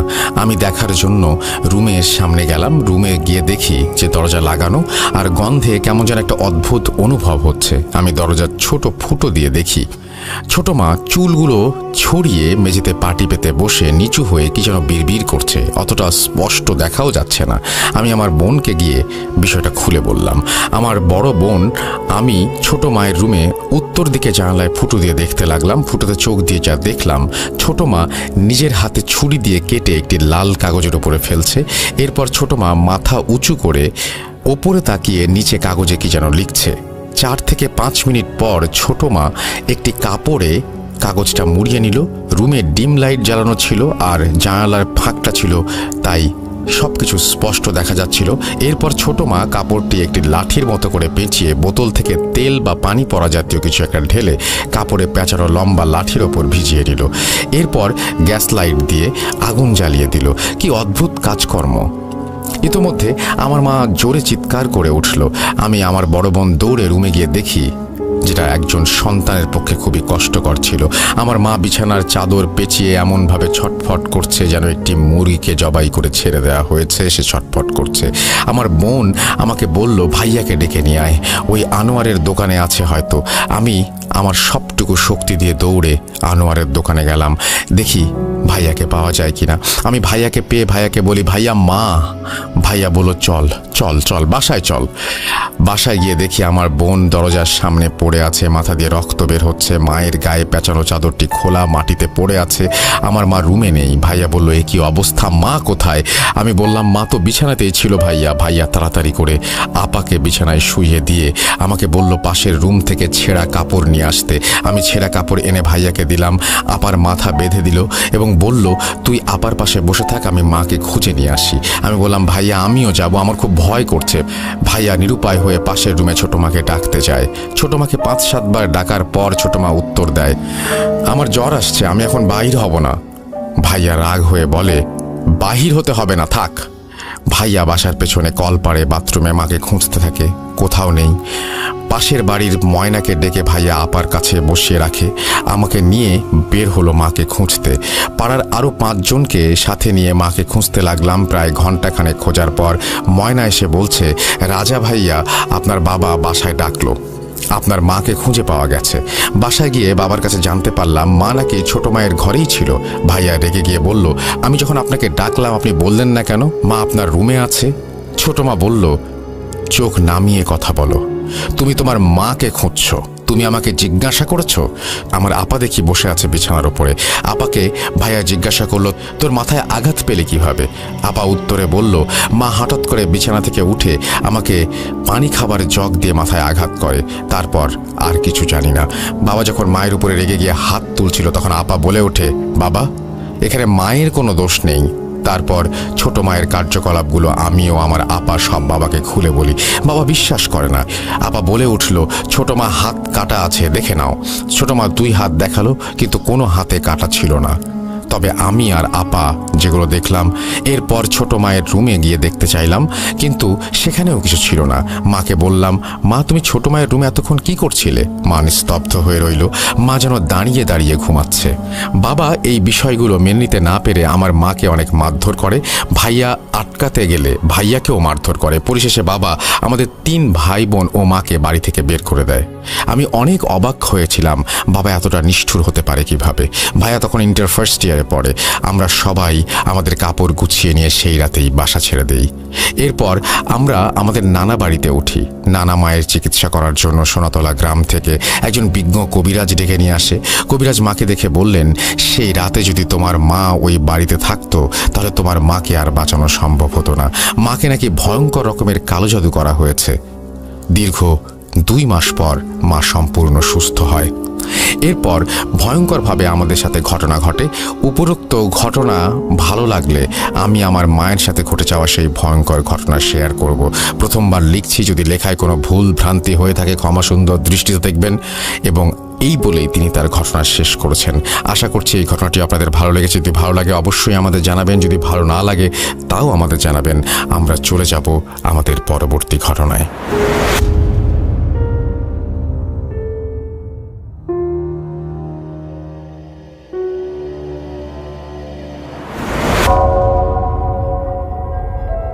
Spirit, be here with me.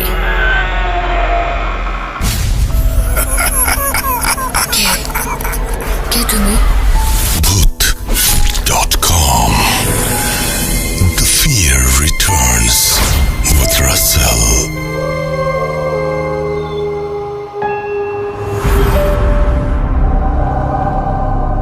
যেভাবে লেখা আছে আমি সেভাবেই পড়ছি। আসসালামু আলাইকুম রাসেল ভাই, আশা করি আল্লাহর রহমতে ভালো আছেন। অসংখ্য ধন্যবাদ আপনাকে আমাদের মাঝে আবার ফিরে আসার জন্য।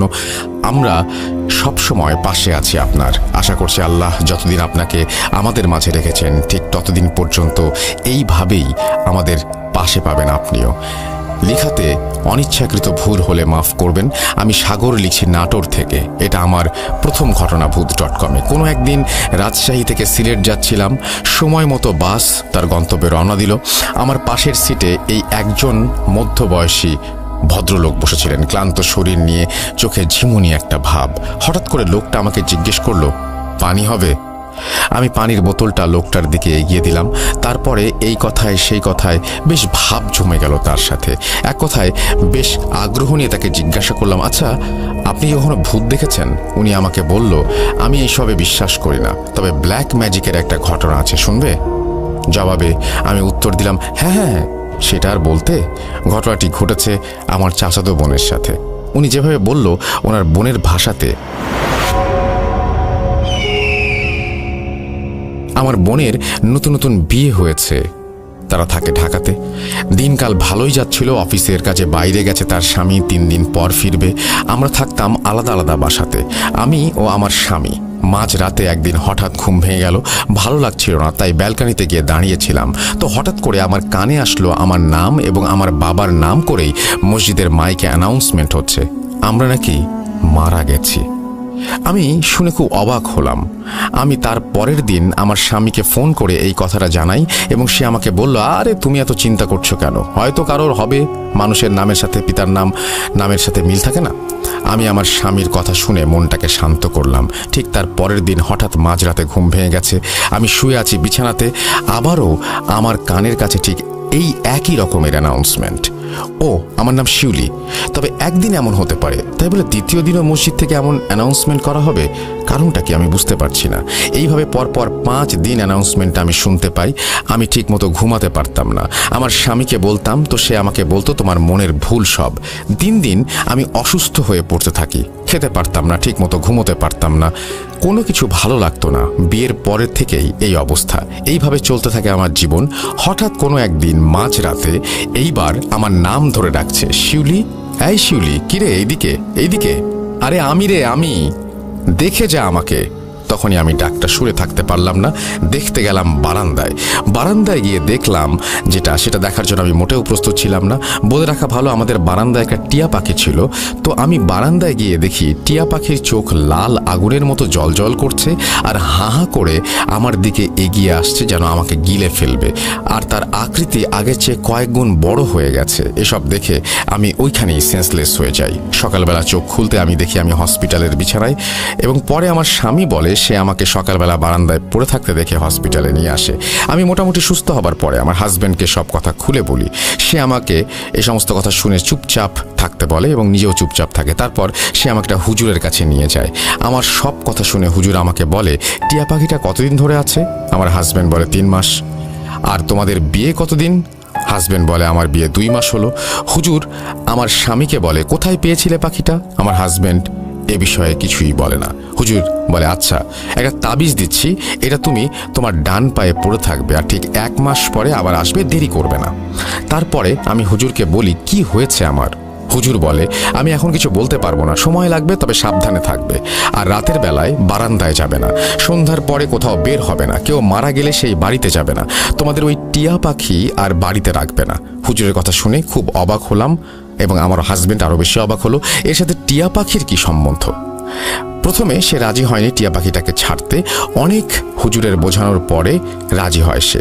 তারপর বাড়িতে এসে আমি পাখিটা সে কোথায় পেয়েছিল সেটা জিজ্ঞেস করি, কারণ পাখিটার বিষয়ে আমি কখনোই কিছু ভাবিনি। আমার হাজবেন্ড আমাকে বলতে নারাজ পাখিটার বিষয়ে।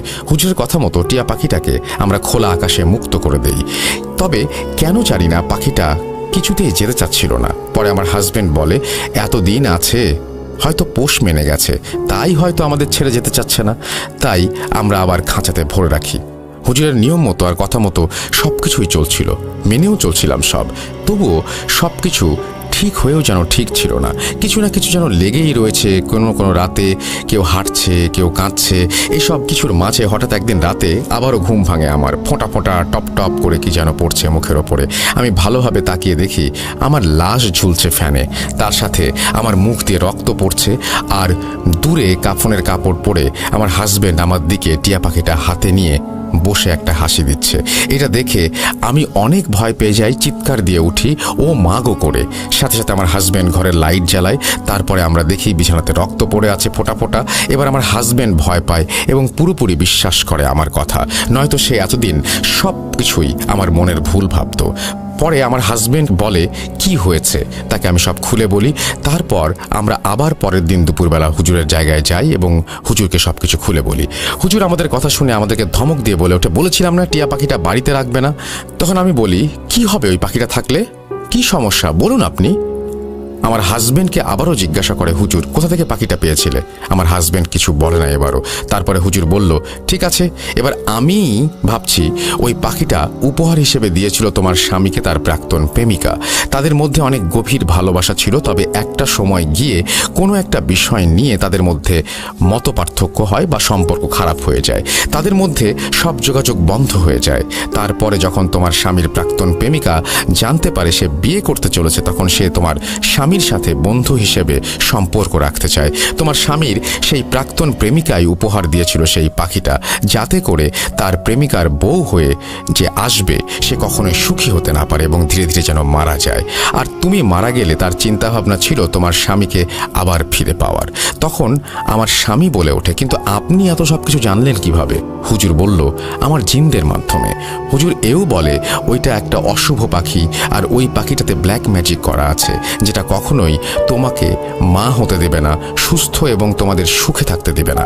তোমাদের হাতে আর বেশি দিন সময় নেই, যা করার এখনই করো। জলদি বাড়িতে যাও, গিয়ে দেখো তোমাদের বিছানার তলায় কিছু কুফরি করা কাগজ রয়েছে। পাখিটা আর সেই কাগজটা নিয়ে আসবে। তারপরে আমরা কাগজ এবং পাখিটা নিয়ে আসি, আর হুজুর পাখিটা কাগজ সহ আগুনে পুড়িয়ে ফেলে। তখন হুজুর বলে, এখন তোমরা বিপদের বাইরে, তবে তবুও সাবধানে থাকবে। এই ছিল আমার ঘটনা রাসেল ভাই। অনেক বড় হয়ে গেল ঘটনাটা, সিলেক্টেড হলে খুশি হব। Thank you very much for your story. এখানে কিছু কিছু জিনিস আছে যেগুলো আসলে ভাবলে খুব অদ্ভুত লাগে, খুব অবাক হতে হয়। যে সমস্ত জিনিস আপনি দেখেছেন বা অবলোকন করেছেন সেই সমস্ত জিনিস খুবই রহস্যই ঘেরা এবং খুবই রহস্যময় এবং খুবই ভয়ঙ্কর। আশা করছি এই ধরনের ঘটনা আপনাদের কাছে অনেক আছে, আপনারা আমাদেরকে সেই ধরনের ঘটনাগুলো পাঠিয়ে দেবেন। আমরা চলে যাব আমাদের পরবর্তী ঘটনায়।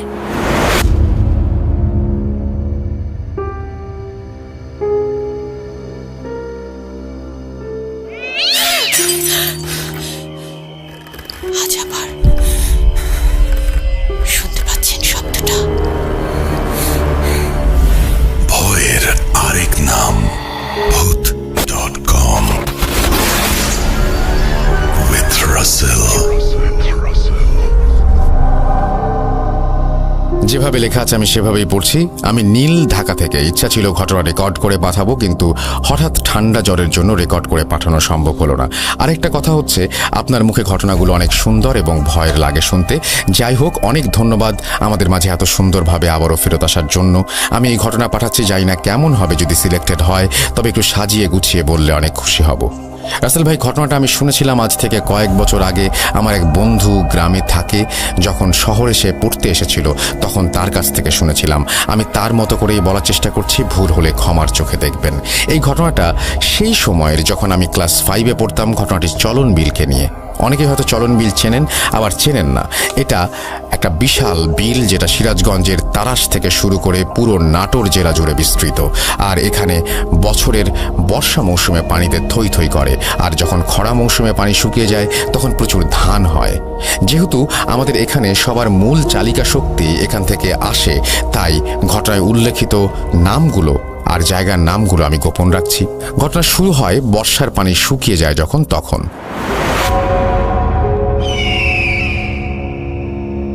সবাই প্রথম দিকে জমিতে আইল ঠিক করে পানি সেচ করতে শুরু করে, জমি চাষ করে পাওয়ার টিলার দিয়ে।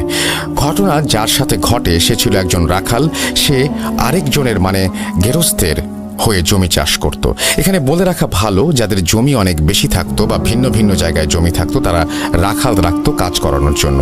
যাই হোক, ঘটনার রাখাল ছেলেটা প্রথম দিনে গিয়ে জমি দেখে আসে, পরের দিন গিয়ে জমির আইল বেঁধে আসে এবং পরে জমির সেচ তৈরি করে। এতদূর পর্যন্ত সব ঠিক ছিল, কিন্তু বিপদটা শুরু হয় ওনাদের জমির একপাশে উঁচু ঢিবির মতো মাটি জমে থাকা দেখতে পায় তারা। তখন সে চিন্তা করে পাওয়ার টিলার দিয়ে এই উঁচু ঢিবি ভাঙা যাবে না, তাই তিনি কোদাল দিয়ে ঢিবি ভাঙতে শুরু করেন। কাজ করতে করতে চারিদিকে অন্ধকার হয়ে যায়। বলে রাখা ভালো, তখন এলাকার রাস্তা তেমন ভালো ছিল না, কারেন্ট চলে গিয়েছিল এবং চলন বিলের আশেপাশের গ্রামগুলোতে শুধু পশ্চিমের আকাশ থেকে অল্প একটু আলোতে আবছা আবছা চারিপাশ দেখা যেত। তো রাখাল ছেলেটা ঢিবিটা পুরোটা কেটে শেষ করতে করতে একটু রাতই হয়ে যায়। তখন সে বাড়ির দিকে যাওয়ার চেষ্টা করে। বিলের ভেতরেই একটা জায়গা, একটু খালের মতো নদী আছে, সেই নদী পাড়ি দিয়েই সে হেঁটে হেঁটে বাড়ির দিকে আসছিল। হঠাৎ দেখে সামনে বড় লম্বা একটা পাঞ্জাবি পরা হুজুর টাইপের মানুষ হেঁটে আসছে। সে দেখা মাত্রই হুজুর টাইপের মানুষটাকে লম্বা করে একটা সালাম দেয়, তারপর পাশ কাটিয়ে যায়। পাশ কাটিয়ে যাওয়ার সময় অনেক সুন্দর একটা ঘ্রাণ এসে তার নাকে লাগে। তখন সে চিন্তা করে, বাহ, হুজুরের আতরের ঘ্রাণটা তো অনেক সুন্দর। এই বলে সে আবার পেছনে তাকায় দেখার জন্য, কিন্তু আশ্চর্যের বিষয় যে পিছনে সে কাউকে দেখতে পায় না। সেভাবে হয়তো অন্ধকার, তাই বোঝা যাচ্ছে না, এই ভেবে সে বাড়ির দিকে হাঁটা দেয়। বাড়িতে যাবার পর সে খাওয়া দাওয়া শেষ করে তাড়াতাড়ি ঘুমিয়ে পড়ে, কারণ ফজরের আজান দেওয়ার আগেই তাকে জমিতে পানি সেচ করতে হবে। সে এই ভেবে ঘুমিয়ে পড়ে। ঘুমের মধ্যে সে স্বপ্ন দেখে সেই বিলের ধারের রাস্তায় ওই হুজুরটাই হেঁটে যাচ্ছে। সে স্বপ্নের মধ্যে তাকে সালাম দিতে যাবে, ঠিক এই সময় হুজুরটা বলে ওঠে, তোর সালামের জন্যই তুই বেঁচে গেলি। তার ঘুম ভেঙে যায়। সে এই কথাটা তার মাকে জানায়। তার মা তাকে বলে এটা একটা খারাপ স্বপ্ন, ঘুমিয়ে পড়তে বলে আবারও। সে ঘুমিয়ে পড়ে এবং ভোরে ঘুম থেকে উঠে কাজে চলে যায়। তারপরে কিছু জানা যায়নি, অনেক রাত হয়ে গেছে কিন্তু রাখাল বাড়িতে আসছে না। এটা দেখে সবাই ভয় পায়। সবাই তখন তাকে খুঁজতে বের হয়। খুঁজতে খুঁজতে সেই জমির কাছে গিয়ে দেখে রাখালের শরীর বাহিরেই আছে, কিন্তু তার মাথা মাটিতে ঢুকে আছে। সবাই অবাক হয়ে যায়, এটি কি ধরনের মারা যাওয়া, আর কেই বা মারল এত নির্মমভাবে? একটা রাখালের সাথে কার এত শত্রুতা থাকতে পারে? তবে ঘটনা এখনো শেষ হয়নি। তার কিছুদিন পর নতুন একটা রাখালকে রাখা হয় এবং চাষ করতে যেতে বলা হয়। সে যখন রাতে পানি সেচ দিতে যায়, দেখে রাস্তার পাশে অর্থাৎ আশেপাশে একটু দূরেই বিড়াল কুকুর টাইপের কিছু একটা রাস্তা থেকে দূরে বসে গোঙানি টাইপের শব্দ করছে। সে এইগুলো দেখে অনেক ভয় পায় এবং বাড়ি চলে আসে। তারপর কাজ ছেড়ে দিয়ে নিজের বাড়িতে চলে যায়।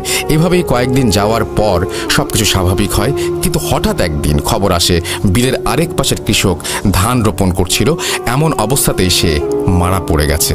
তার লাশ দেখে এমন মনে হচ্ছে যেন কেউ তার ঘাড় টিপে পেছন থেকে চাপ দিয়ে মাটিতে পুঁতে ফেলেছে। এমন প্রতিদিন দুই একটা করে মানুষ মারা যেতে থাকে এবং সেই ঘটনা শুরু হতে থাকে চলন বিলের চারিদিক থেকে। আমার মনে আছে আমার বাবা কাকু ওনারাও চাষাবাদ করতো চলন বিলে। আমার আম্মু আব্বুকে রাত্রে পানি সেচ করতে যেতে নিষেধ করতো। আরেকটা সমস্যা হলো রাত্রে ছাড়া খুব একটা ভালো পানি উঠতো না সেচ মেশিনে। দিনের বেলায় সেচ মেশিন রোদে অনেক গরম হয়ে যেত, আর এই জন্য রাত্রেবেলায় সেচ দেওয়ার প্রয়োজন পড়তো। যাই হোক, সবাই চিন্তা করলো 2-3 জন সেচ মেশিন চালু করে একসাথে বসে থাকবে যেন কোনো সমস্যা না হয়। এমনভাবে কিছুদিন চলছিল। হঠাৎ একদিন কি একটা হয়, পানি সেচ করতে করতে 3টার মতো বেজে যায়। তখন চিন্তা করে আমি আমার জমির শেষ আইল দেখে আসি পানি পৌঁছাইছে কিনা, তাহলে সেচ মেশিনটা বন্ধ করে দিয়ে আসি। এই বলে উনি হাতের ছোট্ট ব্যাটারির লাইটটা নিয়ে যান, আর বাকি দুজন বসেই থাকেন, গল্প করতে থাকেন। গ্রামের অনেকেই দেখে থাকবেন ধানি জমির পাশে ছোট ছোট করে ঘরের মতো করা থাকে, নৌকার ছইয়ের মতো করে বানানো থাকে সেগুলো। ওনারা দুজন সেটাই বসে গল্প করছিলেন। তারপর হঠাৎ অনেক জোরে একটা বাতাসের শব্দ পান তারা এবং চিন্তা করেন আগেও তো আকাশে তারা দেখা যাচ্ছিল একটু আগেও, এখন এত বাতাস আসছে কোত্থেকে? এই ভেবে দুজনেই বের হয়ে আসেন সেখান থেকে। দেখেন সবকিছু ঠিকঠাক আছে। তখন সেই 3 নম্বর লোকের কথা মনে পড়ে যায়। ওনারা তার নাম ধরে ডাকা শুরু করে, কিন্তু কোনো সাড়া আসছিল না। তারা তাকে খুঁজতে দুজন সেই জমির দিকে যায়। গিয়ে যা দেখে তাতে দুজনেরই জ্ঞান ছিল না এবং জ্ঞান হারিয়ে ফেলে তারা দুজনেই দেখে লোকটা তার জমির শেষ আইলের কাছে পড়ে আছে, তার মাথা কাদার মধ্যে ঠুকানো। পরের দিন গ্রামের লোকজন গিয়ে তাদের নিয়ে আসে। এরপর গ্রামের সবাই মিলে বিলে যাওয়া বন্ধ করে দেয়। পরবর্তীতে সব গ্রামবাসীরা চিন্তা করে এভাবে চলতে থাকলে সবাই মারা যাবে, এর একটা সমাধান দরকার। তখন অনেক বড় একজন আলেমকে নিয়ে আসা হয়। উনি গ্রামে এসেই বিলের দিকে তাকিয়ে বলেন, আপনাদের সমস্যা এই বিলে, তাই না? তখন সবাই সব ঘটনাকে খুলে বলে। উনি বলেন যে ঘটনা যেখান থেকে শুরু সেখানে নিয়ে চলুন আমাকে। সবাই তখন তাকে সেই প্রথম ঘটনা যেখানে ঘটেছে সেখানে নিয়ে যায়। হুজুর কিছু একটা বলে পানি ছিটিয়ে দেন এবং বলেন সামনের শুক্রবার জুম্মার নামাজ পড়ে কেউ বাড়িতে না গিয়ে সবাই এখানে চলে আসবেন। হুজুরের কথা মতো সবাই নামাজ শেষে গিয়ে দেখেন হুজুর ওখানেই বসে আছেন। তখন উনি বলেন সবাই আমার পেছনে এসে বসেন। তারপর হুজুর কিছু একটা বলার পর ওখানে একজন সাহসী মানুষের শরীরে সেই জিনকে হাজির করা হয়। তারপর উনি জিজ্ঞাসা করেন সে কেন এমন করছে, এই নিরীহ মানুষগুলো তার কী ক্ষতি করেছে। তখন জিন বলে যে তাকে একটা হুজুর আগে বোতলবন্দি করে চরণ বিলের পানিতে ভাসিয়ে দেয়। সেই বোতলটা পানিতে ভাসতে ভাসতে এই ঢিবিতে সে আটকে গিয়েছিল, কিন্তু সেই রাখালটা কোদাল দিয়ে মাটি কাটার সময় ভুল করে সেই বোতলটা ভেঙে ফেলে, আর তারপর থেকে সে মুক্ত এবং এসব তাণ্ডব চালাচ্ছে। তখন সবাই প্রথম রাখালের কথা জিজ্ঞেস করে। তখন জিনটা বলে ওই রাখাল আমাকে প্রথম দিন সালাম দিয়ে বেঁচে গিয়েছিল। পরের দিন যখন আসছে আমি তখন প্রথমেই বড় একটা কুকুরের রূপ ধারণ করে তাকে ভয় দেখিয়েছি, কিন্তু সে সেটাকে তোয়াক্কা না করে সামনে দিয়ে চলে গেছে। সেই রাগেই আমি ওকে মেরে ফেলেছি। এরপর একের পর এক মানুষ মারতে শুরু করেছি আর সবাইকে ভয় দেখাচ্ছি। তখন হুজুর বলে এটা একটা কর্মক্ষেত্র, এখানে চাষ না করলে এরা না খেয়ে মরবে, তোমাকে এটা ছেড়ে যেতেই হবে। প্রথমে জিনটা যেতে রাজি হয় না, তারপর অনেক বুঝানোর পরে সে চলে যেতে রাজি হয়, কিন্তু সে বলে আমাকে 1 মণ চাল এবং একটা খাসি এক দামে, কোনো দামাদামি না করে সেই ঢিবিতে রান্না করে গ্রামবাসীর মধ্যে খয়রাতি বিলিয়ে দিতে হবে, তাহলে সে চলে যাবে। এরপর হুজুর বলে তুমি যে যাবে এটার গ্যারেন্টি কি? তখন জিনটি বলে আপনি নিজেই আমাকে যেখানে ইচ্ছে রেখে দিয়েন। তখন হুজুর সেই জিনটিকে নিজের সাথে বোতলে করে নিয়ে যাওয়ার প্রস্তাব দেন, সেও রাজি হয়ে যায়। তারপর শুক্রবারই তার কথা মতো সব কিছু হয়, তারপর থেকে ইনশাল্লাহ কোনো সমস্যা হয়নি। এই ছিল আমার ঘটনা। আমার পরিবারের জন্য দোয়া করবেন। আমরা সবাই অনেক অসুস্থ, ঘটনাটা অনেক আগেই পেয়েছিলাম, কিন্তু করোনা ও ভর্তির চাপে লেখার টাইম হয়ে ওঠেনি। ঘটনা ভালো লাগলে পড়ে শোনাবেন, আর যদি কখনো ফ্রি থাকি তাহলে ঘটনা পাঠাবো ইনশাল্লাহ। প্রথমবার লিখলাম, ভুল হলে ক্ষমা সুন্দর দৃষ্টিতে দেখবেন। এই ছিল ঘটনা, এবং এই সাধারণ ঘটনাগুলো, সাধারণ মানুষের মুখে থেকে যে সমস্ত ঘটনা উঠে আসে সেই ঘটনাগুলো এমনই হয়। সেগুলোতে থাকে না কোনো বাহারি নাম, সেগুলো থাকে না কোনো বাহারি চরিত্র, কিন্তু এই ঘটনাগুলো যদি আপনি মনের জায়গা থেকে চিন্তা করেন, যদি চোখ বন্ধ করে দেখার চেষ্টা করেন, তাহলে বুঝতে পারবেন যে তাদেরও একটা স্ট্রাগল রয়েছে সেইখানে। আমরা অনেক ধরনের ঘটনা কিন্তু প্রচার করেছি, জুজু, তারপরে একটু আগে কয়েকদিন আগে আমরা উল্টোকরণ সম্পর্কের জিনিস শুনলাম, কিন্তু কিছু কিছু যে সমস্ত ঘটনা একদম সাধারণ মানুষের কাছ থেকে উঠে আসা, সেই সমস্ত ঘটনা, একই রকম ঘটনা কিন্তু অনেকের সাথে দিনের পর দিন ঘটছে, এবং সেগুলো খুবই ভয়ঙ্কর। আপনারা যদি একবার তার জায়গায় যে চিন্তা করেন তাহলে বুঝতে পারবেন কতটা ভয়ঙ্কর সময় তাদের কাটাতে হয়। আমরা আপনাদের ঘটনার অপেক্ষায়। আমাদের ইমেল অ্যাড্রেস russell.booth.com@gmail.com পাঠিয়ে দিন আপনার ঘটনা, অথবা www.facebook.com/russell.স্বাধীন, সেখানে গিয়েও আপনারা ইমেল অপশানে গিয়ে ইমেল করতে পারেন, বা ইনবক্সে লিখতে পারেন, আমাদেরকে ফিডব্যাক জানাতে পারেন আপনার। আমরা চলে যাব আমাদের পরবর্তী ঘটনায়।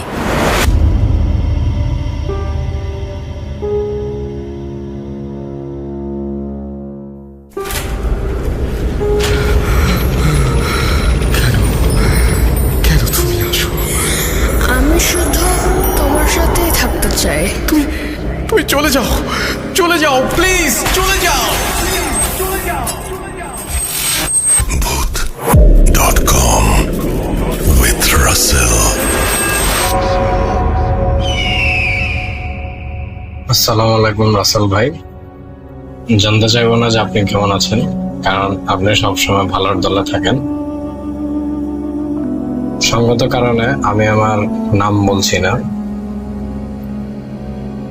আমার Booth.com এর সাথে 2014 সাল থেকে আমার Booth.com শোনা হয়। আমার ইচ্ছে ছিল স্টুডিওতে এসে ঘটনাটি শেয়ার করার, বাট কোনো কারণবশত স্টুডিওতে আসা হলো না, তাই ঘটনাটি প্লে করলে আমি খুশি হব।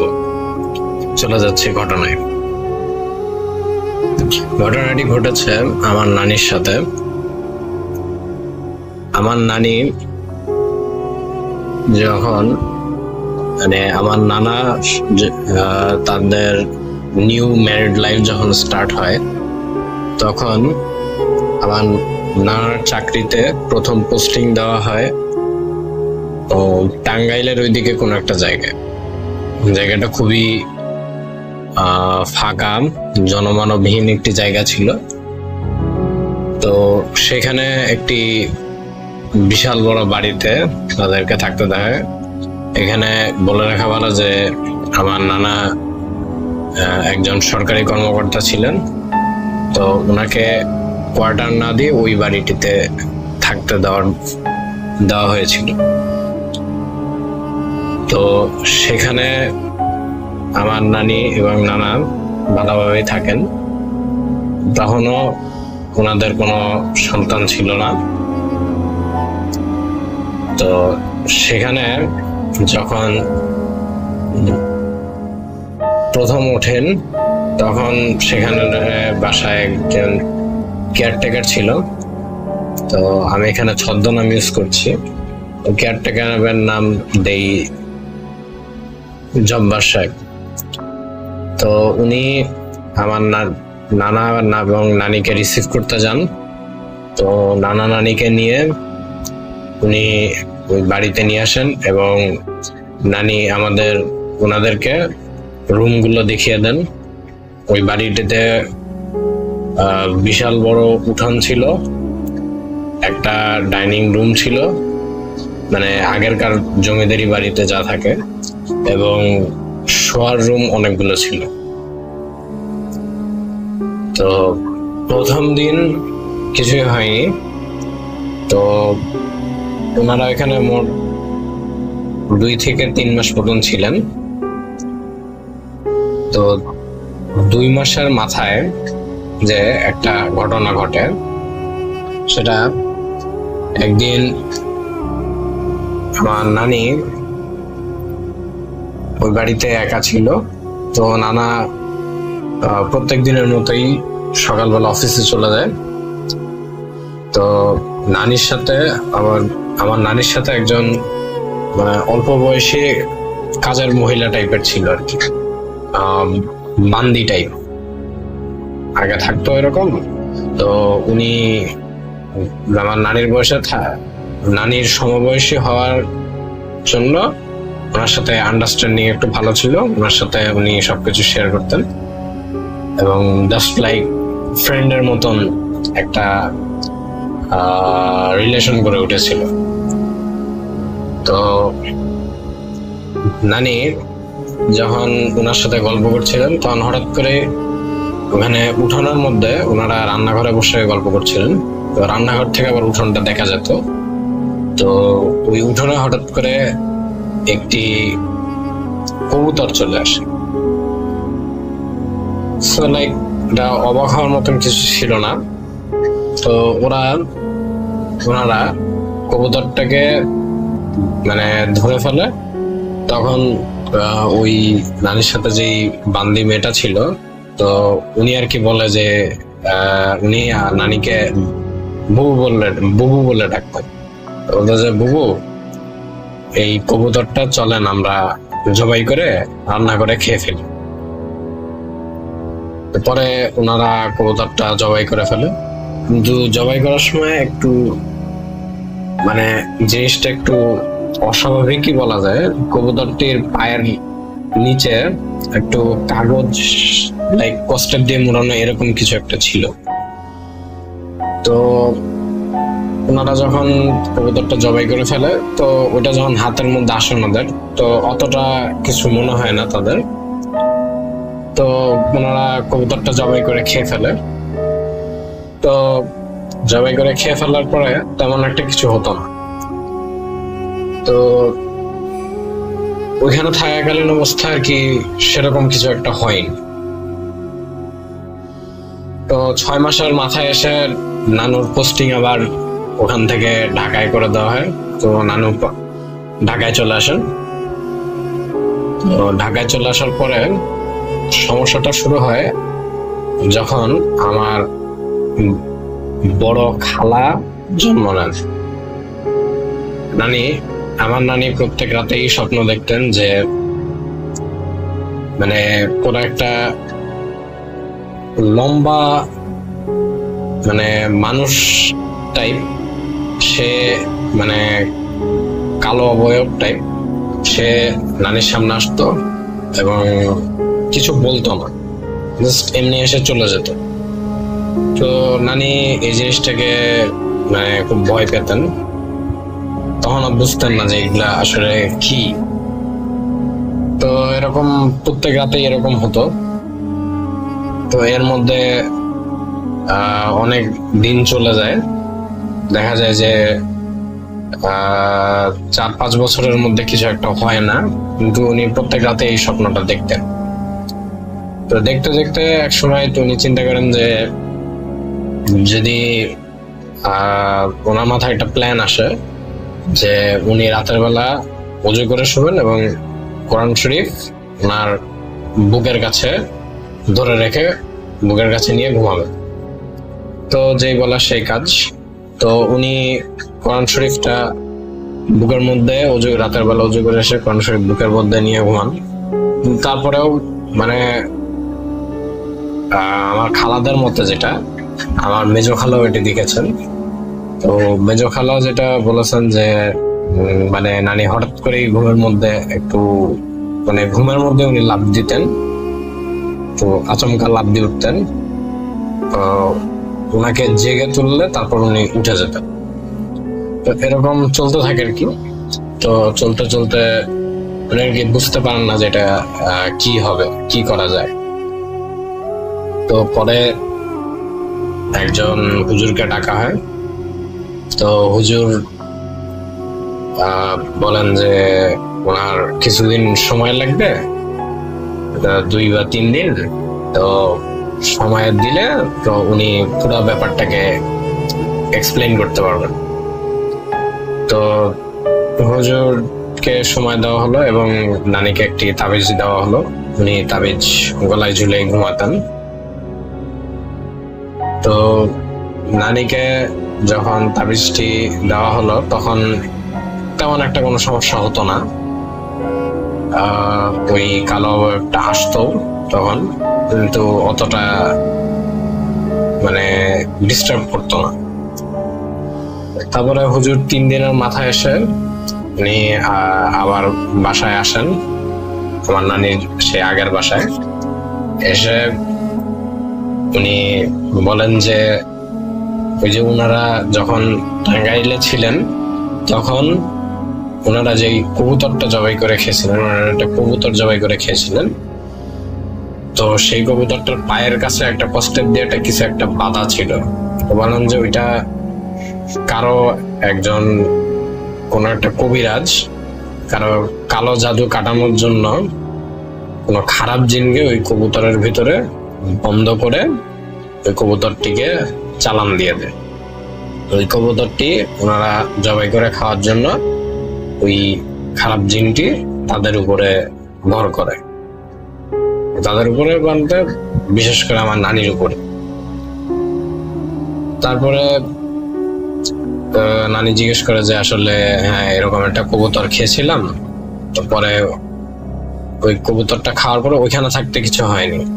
তো হুজুর আরো বলতে থাকে যে ওই জিনটির ওই জায়গাটা স্থানীয় জায়গা ছিল, এই কারণে তার যে তার পাওয়ারটা ওইখানেই খাটতো। তো সে ওইখানে থাকতে স্বাচ্ছন্দ্য বোধ করতো, তাই তখন নানির সাথে কিছু হতো না। বাট যখনই এখানে চলে আসে মানে সে বারবার নানিকে বুঝাতে চায় আমার নানিকে যে ওখানে ফিরে যেতে, ওখানে সে যেহেতু থাকতো। তারপরে নানি বলে যে এখানে আসলে কি করা যায়। তো পরে উনি বলে যে নানিকে যে 5 ওয়াক্ত নামাজ পড়তে এবং কোনো ওয়াক্তই কোনো কারণে যাতে বাদ না যায়, বিশেষ করে তাহাজ্জুদের নামাজ আরো নফল যে ইবাদত গুলো এগুলো বাড়াই দিতে। তো উনি বাড়াই দেয়। তো আস্তে আস্তে সমস্যাগুলি কেটে যেতে থাকে, একটু একটু করে কমতে থাকে। তো একদিন হঠাৎ করে নানির স্বপ্নে সেই অবয়বটি আবার আসে, এসে নিয়ে সে বলে। তো এই প্রথমে আর কি আমার নানি তার ভয়েসটা শোনে, মানে একজন পুরুষ কণ্ঠে আর কি বলতে থাকে যে আমি চলে যাচ্ছি, আমি আর আসবো না, আমি আর তোদের সামনে আসবো না, তবে মাঝে মাঝে আসতে পারি, তবে তোরা আমাকে দেখবি না এবং আমি দূর থেকে তোদের উপরে নজর রাখবো। এটি বলে সে চলে যায়।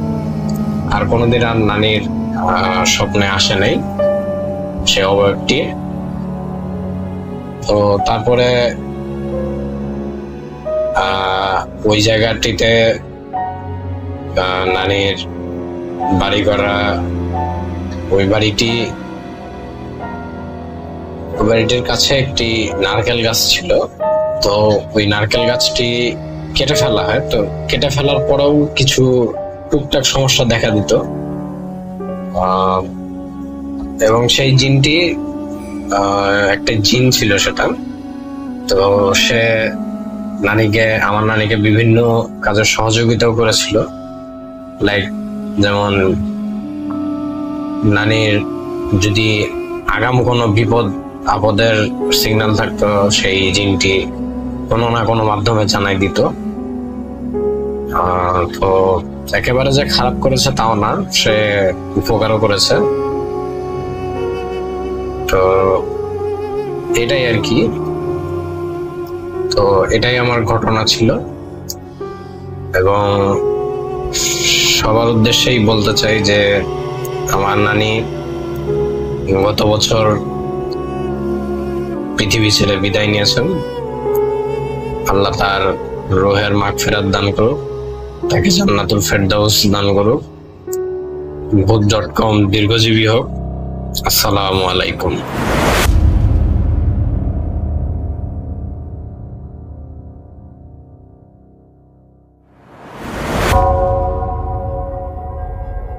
Spirit, be here with me.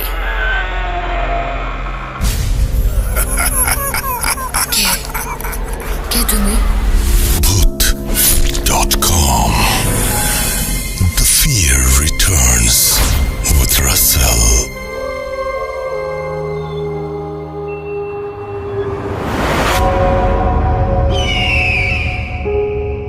শুভেচ্ছা সবাইকে।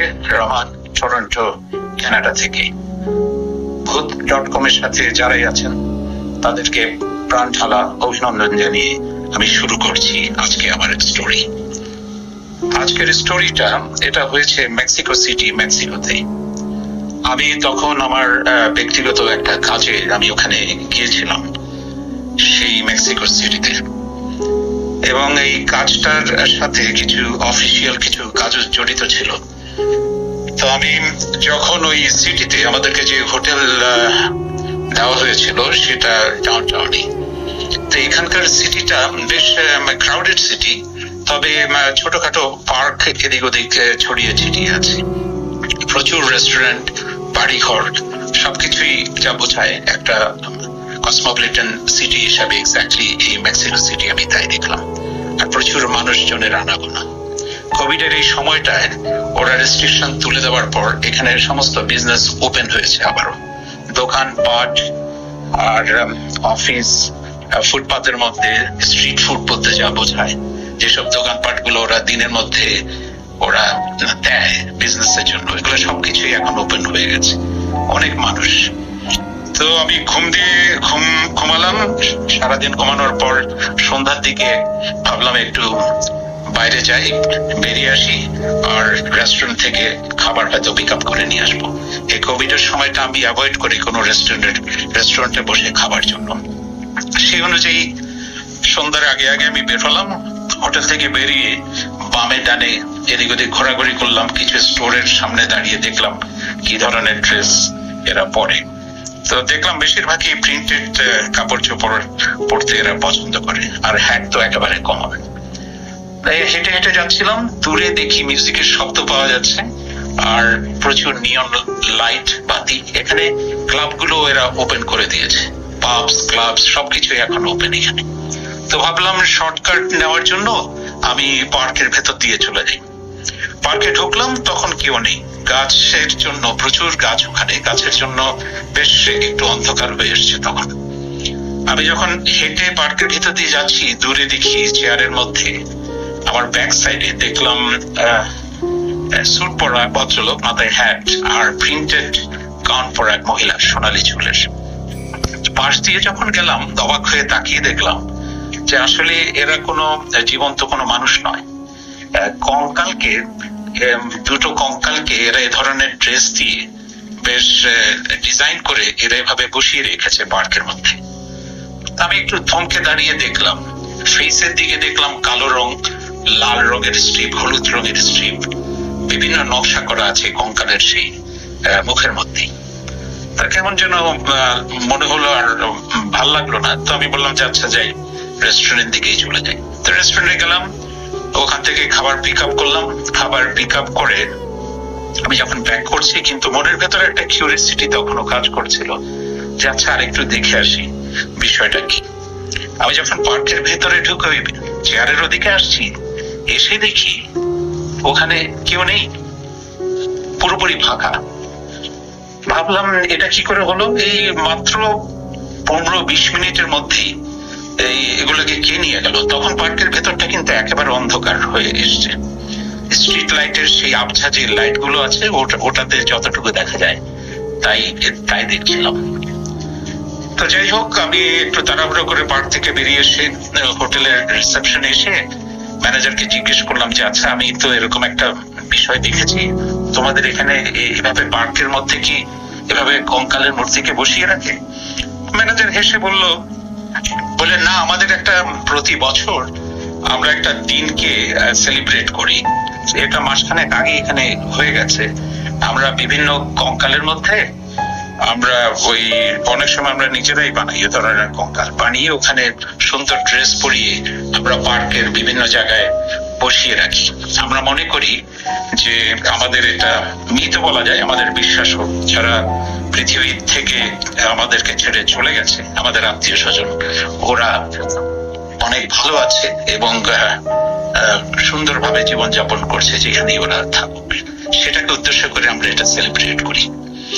আমি করলাম কি, আমি উপরে রুমে চলে এলাম, খাওয়া দাওয়া করে টিভিতে নিউজ দেখে ভাবলাম যে আচ্ছা একটু গুগল সার্চ করে দেখি। সার্চ করে দেখলাম কথাটা ঠিক, ওরা একটা দিন সেলিব্রেট করে থাকে এ ব্যাপারে।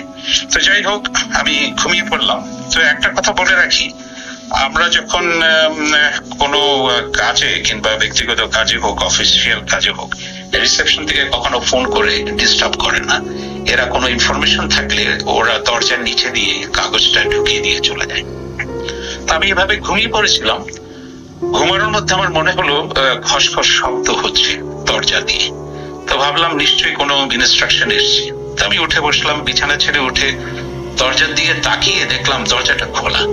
আমি একটু অবাক হলাম, কারণ আমার অভ্যাস হচ্ছে দরজা আমি লক তো করি, তার উপরে আমি চেইনের যে হুড়কো আছে ওটা লাগিয়ে দিই সেফটি হিসাবে। কিন্তু দেখলাম দরজাটা খোলা, হালকা করে খোলা, এবং ওখানে কোনো কাগজ নেই। তো অবাক হয়ে আমি বিছানা ছেড়ে উঠে সে দরজার দিকে যখন আসতে যাব, তখন একটা পায়ের শব্দ পেলাম। দরজাটা টেনে আমি খুলে করিডোর দিকে যখন তাকিয়েছি, আমার সমস্ত শরীর ভারী হয়ে আসলো। সেই দূরে জানালায়, করিডোরের শেষ প্রান্তে জানালা আছে, জানালার ওখানে সেই কঙ্কালের স্যুট পরা লোক আর প্রিন্টেড গাউন পরা সোনালী চুলের মহিলা ওই কঙ্কালের দৃষ্টি নিয়ে আমার দিকে তাকিয়ে আছে। আমি সাথে সাথে দরজাটা বন্ধ করে দিলাম, করে চেন লাগিয়ে ভাবলাম যে আমি কি স্বপ্ন দেখছি না এটা বাস্তব। কিন্তু এটা তো বাস্তব, আমি তো হোটেলের রুমের মধ্যেই আছি। এটা কি করে হলো? সারা রাত হোটেলের রুমে লাইট জ্বালিয়ে রাখলাম, ঘুম তো চলে গেল, আর ঘুমাতে পারলাম না। তো যাই হোক, এই স্টোরিটা আপনাদের সাথে আজকে শেয়ার করলাম। ভালো থাকবেন, সুস্থ থাকবেন, আবারও কখনো দেখা হবে, কথা হবে পৃথিবীর কোনো প্রান্ত থেকে। Rahman, Toronto, Canada. খুদা হাফেজ।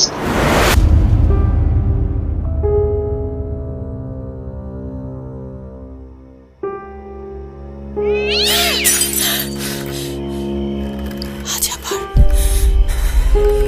শুনতে পাচ্ছেন শব্দটা?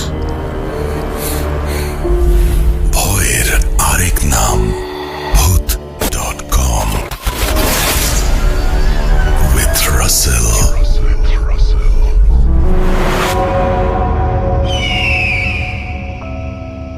আসসালামু আলাইকুম সবাইকে। আশা করছি সবাই ভালো আছেন। অবশ্যই ভালো থাকতে হবে।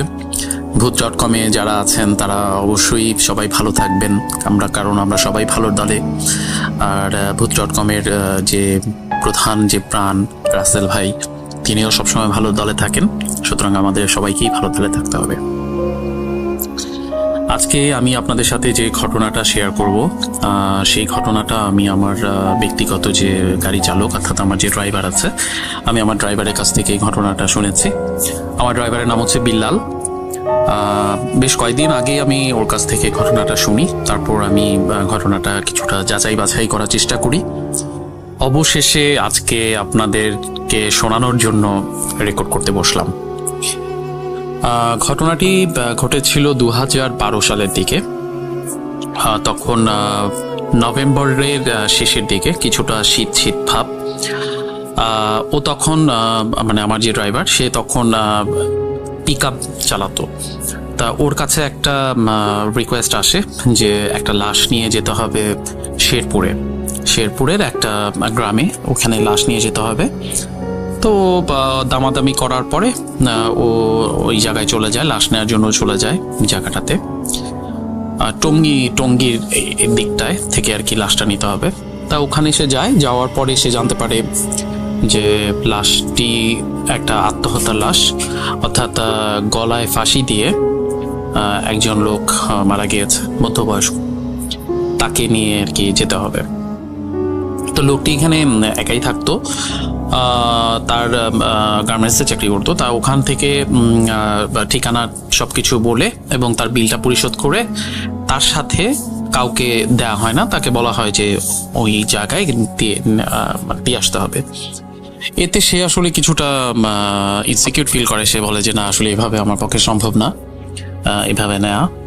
তা এর মধ্যে আমি একটা কথা স্কিপ করে গিয়েছি, সেটা হচ্ছে যে ঘটনাটা ঘটার পর পুলিশের প্লাস ময়না তদন্তর যে ব্যাপারগুলো থাকে সেগুলো সব কিছুই হয়ে গিয়েছিল। সেগুলো হওয়ার পরেই আর কি এটা নেওয়ার জন্য বলা হচ্ছিল। তখন ও ওখান থেকে অনেক রিকোয়েস্ট করে ওদের ওখান থেকে একজন লোককে ম্যানেজ করে তার সাথে যাওয়ার জন্য। তারপর তারা রাত্রে রওনা দিতে দিতে প্রায় ওদের 10:30টার মতো বেজে যায়। তো ওরা নর্মালি খুব ভালোভাবেই যাচ্ছিল, কিছুটা জ্যাম ছিল রাস্তায়। ওরা যখন মাওনা চৌরাস্তা পার হয়, মাওনা চৌরাস্তা পার হওয়ার পর থেকে ময়মনসিংহের রাস্তার দিকে ওরা মানে খেয়াল করে যে কিছুটা তো তখন হালকা হালকা একটু কুয়াশা পড়ে, তো খুব বেশি জোরে গাড়ি চালাচ্ছে না, বা মোটামুটি হয়তো 70-80 কিলোতে বেগে গাড়ি চলছে। তো হঠাৎ করে ওরা কিছু একটা শব্দের মানে একটা শব্দ শুনতে পায়। তা আসলে রাস্তার মধ্যে তো আসলে পিক আপ, সেটা তো আপনার জানালার সব কিছু খোলা থাকে, সো তারা ভাবছিল হয়তো যে না এটা হয়তো বাইরের থেকে। বাট একটা শব্দ অনবরত, মানে একটা শব্দ যখন অনবরত হতে থাকে তখন তো এটা আসলে নিশ্চয়ই সারাউন্ডিংস এর মধ্যেই হবে। তার মানে তখন তারা বুঝতে পারলো যে মেবি শব্দটা আসলে তাদের গাড়ি থেকেই হচ্ছে। তারা যেটা করলো সেটা হচ্ছে যে মেইন রাস্তা হাইওয়েতে তারা একটা জায়গায় গাড়িটা একটু থামালো। থামানোর পর তারা চেষ্টা করলো যে শব্দটার আসলে সোর্স বা উৎসটাকে সেটা বের করার। তো ওরা যখন গাড়িটা থামানোর পরে দেখলো যে না, শব্দ আর হচ্ছে না। এরপরে সে ভাবলো যে তাহলে কি টায়ারে কোনো প্রবলেম হলো কিনা। গাড়িটা আবার চলা শুরু করলো, তখন কিন্তু শব্দটা আবার হচ্ছিল না। কিন্তু যেই না গাড়িটা একটা সামঞ্জস্য রেখে, অর্থাৎ হাইওয়েতে চলার জন্য যেই ধরনের স্পিড রেখে গাড়িটা চালানো দরকার, সেই ধরনের স্পিডে যখন যাচ্ছে আবারও গাড়িটা এরকম একটা শব্দ করছে আর কি।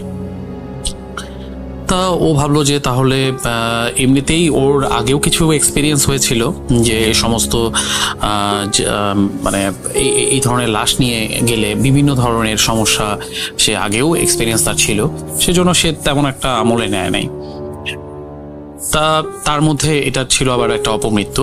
তা হঠাৎ করে তার সাথে যে লোকটা গিয়েছিল, অর্থাৎ যে লোকটি মারা গিয়েছিলেন, যার লাশ নিয়ে যাওয়া হচ্ছে, তার খুবই একজন ঘনিষ্ঠ একজন বন্ধু, সে হঠাৎ করে পিকআপের পেছনের দিকে যে দুজন যাত্রী বসার পর মাঝখানে একটা ছোট জানালার মতো থাকে, যেখান দিয়ে তাকালে পিকআপের পেছনটা দেখা যায়। তো পেছনের দিকে হঠাৎ করে ওই লোকটা একটু পেছনের দিকে তাকিয়ে বোঝার চেষ্টা করলো যে পেছন থেকে কি কোনোভাবে শব্দটা আসছে কিনা। তো সে যখন পেছনের দিকে তাকানোর পরে তার কাছে মনে হলো যে লাশটা চাটাই দিয়ে বাঁধা ছিল। তার কাছে মনে হলো যে শোয়া অবস্থা থেকে একটা বডি যদি বসার অবস্থায় যায়, যেই ধরনের একটা আকৃতি হওয়ার দরকার, ঠিক এই ধরনের একটা আকৃতির মতো অবস্থা, এবং প্রতিনিয়ত সে মুভমেন্ট করছে, ডানে বামে মুভমেন্ট করছে, বসে ডানে বামে সে মোচড়ামুচড়ি করলে যে ধরনের একটা ব্যাপার ঘটে, এই ধরনের ব্যাপারটা ঘটছে। সেটা দেখে প্রচন্ড রকমের ভয় পায় এবং সাথে সাথে ড্রাইভারকে বলে যে আপনি একটু গাড়ি থামান, কি যেন হচ্ছে। তা বিল্লাল, মানে যে ড্রাইভার বিল্লাল, ও গাড়িটার সাথে সাথে থামানোর পর ওরা গাড়ি থেকে নেমে ওরা পেছনের দিকে তাকায় এবং পেছনের দিকে তাকিয়ে দেখে যে না, লাশটা ওইভাবেই আছে, চাটাই দিয়ে তো লাশটা ওইভাবেই আছে। তখন ওই লোকটা আসলে খুব ভয় পায়, বেশ ভালোই ভয় পায়। তখন তারা ভাবে যে ঠিক আছে, তাহলে কিছুটা একটা লোক সমাগম আছে, এরকম একটা জায়গায় যাওয়া যাক। আসলে তখন তো রাত হয়ে গিয়েছে। তারপর তারা একটা মোটামুটি একটা যে বাজারের মতো একটা জায়গা ছিল, ওখানে কিছুটা লাইটের অস্তিত্ব পাওয়া যাচ্ছে। তা ওখানে যাওয়ার পরে বিল্লাল, আমি একটু বলে রাখি, বিল্লাল খুব সাহসী প্রকৃতির একটা ছেলে। সে তখন যেটা করে সেটা হচ্ছে যে ওই তার যে পিকআপের যে ইয়ে থাকে বা দড়ি থাকে, সে দড়ি দিয়ে সে লাশটাকে তিন চারবার রোলিং করে আর কি তাকে একটু বাঁধে যেন লাশটা কোনোভাবে না নড়ে। তারপর তারা আবারও রওনা দেওয়া শুরু করে। এবার দেখা যায় যে অন্য আরেকটা বিপত্তি, সেটা হচ্ছে যে এবার যখন তারা রওনা দেওয়া শুরু করে তার হয়তো 15 বা 20 মিনিট পর তারা যখন মোটামুটি ময়মনসিংহের যে রাস্তাটা, ওই ময়মনসিংহের রাস্তাটা ধরে তারা যখন যাচ্ছিল, আমাকে যেটা বললো যে ত্রিশাল বা ত্রিশালের পরবর্তীতে যে জায়গাটা, সেই জায়গাটাতে তারা হঠাৎ করে যেটা খেয়াল করলো সেটা হচ্ছে যে হঠাৎ তাদের যে হেডলাইটটা ছিল, হেডলাইটটা বন্ধ হয়ে যাচ্ছিল। দেখা যাচ্ছে যে কখনো কখনো হেডলাইটটা বন্ধ হয়ে যাচ্ছে, আমার নিজে জ্বলে উঠছে। এটা একটা খুবই একটা বাজে রকমের একটা পরিস্থিতি, যে একটা হাইওয়েতে যখন কেউ গাড়ি চালাবে আর সেই অবস্থাতে যদি হেডলাইটটা এই ধরনের সমস্যা করে, এটা খুবই একটা বাজে একটা সিচুয়েশন। তখন বিলাল বুঝতে পারে যে তার সাথে কোনো একটা ঝামেলা চলছে, কারণ আমি আগেই বলেছি সে আগেও তার বেশ কয়েকবার এক্সপিরিয়েন্স হয়েছে। তা সে যেটা করে সেটা হচ্ছে যে সে গাড়ি চালানোর চেষ্টা করে, বাট আসলে সমস্যাটা এত বেশি তীব্র হওয়া শুরু করে একটা সময় যে সে আসলে আর সম্ভব হয় না তার পক্ষে। তখন সে আবারও গাড়িটা সাইড করে সে এরপর মানে চিন্তা করতে থাকে যে আসলে এটা কোনো গাড়ির কোনো প্রবলেম না। তারপরেও সে দেখে নেওয়ার চেষ্টা করে যে আসলে লাইটের কোনো সমস্যা আছে কিনা, এবং সে ফাইন্ড আউট করে যে তার হেডলাইটের থেকে যে তারটা গিয়েছে, যে ওয়ারিংটা গিয়েছে, ওই ওয়ারিংটা কিছুটা লুজ ছিল, সেটা ফাইন্ড আউট ঠিকই করেছিল, এবং পরবর্তীতে সেটা সে রিপেয়ার করে সে আবার চলতে থাকে। 4 বা 5 মিনিট যাওয়ার পরই হঠাৎ করে গাড়িটা বন্ধ হয়ে যায়। তখন বিলাল বেশ মানে ভয়ই পেয়ে যায় যে হঠাৎ করে আবার গাড়িও বন্ধ হয়ে গেল। এরপরে সে আবার গাড়ি স্টার্ট দেওয়ার চেষ্টা করে, বাট 2-3 বার দেওয়ার পরে গাড়িটা আবারও স্টার্ট নেওয়ার পরে যেটা হয় যে আবারও তারা যখন যায় তখন আবারও কিছুক্ষণ পরে আবারও স্টার্টটা বন্ধ হয়ে যায়। এবার যখন স্টার্টটা বন্ধ হয়ে যায় তখন ওরা মহাসড়কে, আমি বলছি যে স্টার্ট বন্ধ হয়ে যাওয়া এটা কিন্তু খুবই বিপজ্জনক একটা ব্যাপার, এবং এবার তারা খুব অল্পের জন্য রক্ষা পায়, কারণ তার যখন স্টার্টটা বন্ধ হয়ে যায় ঠিক ওই মুহূর্তেই তার পাশ দিয়ে একটা ট্রাক যাচ্ছিল। এটা আসলে কিছুটা অল্পের জন্য তারা রক্ষা পায়, সোজা কথা। তারপরে তারা ইমার্জেন্সি বেসিসে তারা গাড়িটাকে পাশে রাখার পরে এরপরে সে মানে পিছনে দেখে যে পিছনে যেভাবে লাশটা তারা বেঁধে রেখেছিল ঠিক সেভাবেই বাঁধা আছে, বাট কোনোভাবেই তারা মানে স্টার্ট তখন আর নিতে পারছে না। বিলাল তখন চিন্তা করে যে গাড়ির কোনো সমস্যা আমি ফাইন্ড আউট করতে পারছি না এই মুহূর্তে, সবকিছুই তার কাছে মনে হচ্ছে ঠিক আছে, বাট গাড়ি স্টার্ট নিচ্ছে না। এখন সে এবার দেখছে যে আমি যদি বারবার স্টার্ট দিই তাহলে এটা সেলফটা সেটাও নষ্ট হয়ে যেতে পারে। তো সে চিন্তা করে যে আমরা কিছুক্ষণ অপেক্ষা করি, দেখা যাক কি হয়। কিন্তু বিলালের সাথে যে ছেলেটা ছিল সে আসলে খুব বেশি ভয় পাচ্ছিল। তো একটা সময় সে বলছিল যে আমি আর যাব না, আমি চলে যাব। কিন্তু তাকে মানে বিলাল অনেকটাই মানে রিকোয়েস্ট করে তাকে রাখার চেষ্টা করে, কিন্তু সে মানে খুব কান্নাকাটির মতোই এক ধরনের সিচুয়েশনের মতো তৈরি হয় ওখানে। তখন ওখানে আরো 2-3 জন লোক জড়ো হয়, আসলে পাশ দিয়েই যাচ্ছিল পিকআপ। তখন একটা সবজির পিকআপ দেখে তাদেরকে দেখে থামার পরে জিজ্ঞেস করে কি হয়েছে। তখন তারা জানতে পারে যে এরকম। তা সবজি পিকআপটা যখন বললো যে ঠিক আছে, যদি ব্যাটারি কোনো সমস্যা হয়ে থাকে আমাদের ব্যাটারি সাপোর্ট নিয়ে দেখেন আপনার গাড়িটা চলে কিনা। তখন সাপোর্ট না নিয়েই জাস্ট একবার ট্রাই করার সাথে সাথে গাড়িটা আবার স্টার্ট নেয়। তখন তারা তাদেরকে ধন্যবাদ দিয়ে তারা আবার যাওয়া শুরু করে। এবার প্রায় তারা ময়মনসিংহও পার হয়ে যায়। ময়মনসিংহের যে এজেন্টটা ওটা পার হয়ে তারা শেরপুরের দিকে যেতে থাকে, এবং তখন রাত 2টা থেকে 2:30 এরকম বাজবে আনুমানিক। তখন হঠাৎ করে তারা যেটা বুঝতে পারে সেটা হচ্ছে যে হেডলাইট যেটা এবার বন্ধ হচ্ছে না, হেডলাইট যেটা হচ্ছে যে বন্ধ চালু হলে মানে বিয়ে বাড়িতে আমরা যেমন লাইটগুলো দেখি না, যেমন লাইটগুলো বন্ধ হয় আবার জ্বলে, ঠিক হেডলাইটটা ঠিক এরকম হচ্ছে এবং একটা শব্দ আসছে। তখন বিলালের সাথে থাকা যে লোকটা সে আবারও পেছনে তাকায় এবং সে পেছনে তাকিয়ে একটা জোরে একটা মানে চিৎকার দেয়, চিৎকার দেওয়ার সাথে সাথে লোকটা মনে হলো যে বেহুশ হয়ে গিয়েছে। তা বিলাল তখন আসলে ঠিক বুঝতে পারছে না, তখন সে আবারও গাড়িটা পার্ক করে এবং করে লোকটাকে সে মানে জাগানোর চেষ্টা করে যে কি হলো। তা এই জাগানোর চেষ্টা করতে করতে বিলাল যখন পেছনের দিকে তাকালো তখন দেখলো যে জাস্ট সে তো গাড়ির সাথে লাশটাকে শোয়ানো অবস্থায় সে বেঁধে রেখেছিল। সে জাস্ট যখন পেছনের দিকে তাকালো তার কাছে মনে হলো একটা ওই চাটাইটা সম্পূর্ণভাবে দাঁড়িয়ে আছে, জাস্ট দাঁড়িয়ে আছে, এরকম একটা জিনিস দেখতে পায়। তা ও আসলে ওইদিকে আর তখন মানে ওর তো আগেই এক্সপিরিয়েন্স ছিল, ও যেটা করছিল তখন তার মেইন কনসার্ন ছিল যে তার সাথে যে এসছে তাকে যেভাবেই হোক জ্ঞানটা ফেরানো। তো লোকটাকে বেশ কিছুক্ষণ সে পানি ঝাপটা টাপটা দিয়ে লোকটাকে সে ইজি করার চেষ্টা করে। তা লোকটা আসলে ইজি হওয়ার সাথে সাথে সে বিলালকে বলতে থাকে যে পিছনে যে সিচুয়েশনটা, এবং সেই সিচুয়েশনটা সে দেখাতে গিয়ে আবারও যখন দেখে এই ধরনের একটা দৃশ্য তখন সে প্রচন্ড রকমের ভয় পায় এবং সে মানে এতটাই ভয় পায় সে এরপরে একদম চুপ হয়ে যায়, সম্পূর্ণভাবে চুপ হয়ে যায়। তা বিলাল তাকে ওখানে রেখে সে যখন বাইরে আসে, বাইরে এসে দেখে আসলেই লাশটা দাঁড়িয়ে আছে, জাস্ট দাঁড়িয়ে আছে এবং রশি দিয়ে তাকে বাঁধা আছে, তার নিচের অংশটুকু বাঁধা আছে, বাট সে দাঁড়িয়ে আছে। এবং এমন একটা ব্যাপার যে আসলে এইভাবে যদি কোনো কিছু দাঁড়িয়ে থাকে তাহলে যদি কোনো কারণে যদি কোনো গাড়ি চলে বা যদি কোনো কিছু যদি মুভমেন্টের মধ্যে থাকে তাহলে ডেফিনেটলি সেটা পড়ে যাবে। কিন্তু সেক্ষেত্রে তখন কিন্তু এটা পড়ে যাচ্ছিল না। তার মানে তখন বিলাল বেশ ভালোই ভয় পায়। তারপরে বললাম যে তো তার কিন্তু প্রচন্ড রকমের সাহস ছিল এবং সে তখন গাড়িতে উঠলো এবং গাড়িতে উঠে জাস্ট সে কোনো কিছু না করে জাস্ট চাটাইটাকে সে আস্তে করে মানে সে একটা ধাক্কা দেওয়ার মতোই বলবো, ধাক্কা দেওয়ার মতো করে সে আবার শোয়ায় দেয়। দেওয়ানোর পরে সে আবারও বেঁধে সে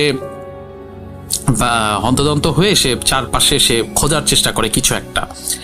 পরবর্তীতে সে আমাকে বলে যে সে কি করছিল। আসলে ওই মুহূর্তে তার ওই জায়গাটাতে এত রাতে কোনো কিছু খোলা ছিল না, এটা সত্যি। তা এখান থেকে তখন সে ওই লোকটাও তখন বেহুশের মতো একটা অবস্থা, খুবই বাজে একটা সিচুয়েশন। সে মুহূর্তে সে চিন্তা করে যে কোনো একটা পেট্রোল পাম্পে তাকে যেতে হবে এবং সে ওই লাইটটা তখনও কিছুটা জ্বলছে নিচ্ছে, কিন্তু এবার ফ্রিকোয়েন্সিটা অনেক কমে গিয়েছিল। পরবর্তীতে যাই হোক সে কিছু দূর সামনে যাওয়ার পরে একটা পেট্রোল পাম্প পায় এবং পেট্রোল পাম্পের পাশে একটা টি স্টল তখনও পর্যন্ত খোলা ছিল এত রাতে। ভাগ্য ভালো ছিল তার, আমি জানি না সে এটা কেন করেছে। এরপর সে সেখান থেকে দুটো পান নেয়, ফ্রেশ পান, যেটাকে তারা বলে যে একদম পরিষ্কার একটা দুটো পান নিয়েছিলাম।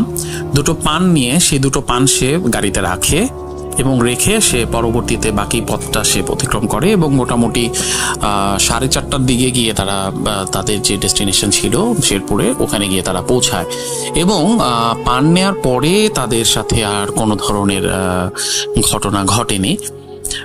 আর পরবর্তীতে ওরা ওখানে রাস্তা রেখে দেন তারপর তারা পরের দিন আবার সকালবেলা ফিরে আসে এবং আস্তে আস্তে মোটামুটি 11টা বেজে যায়।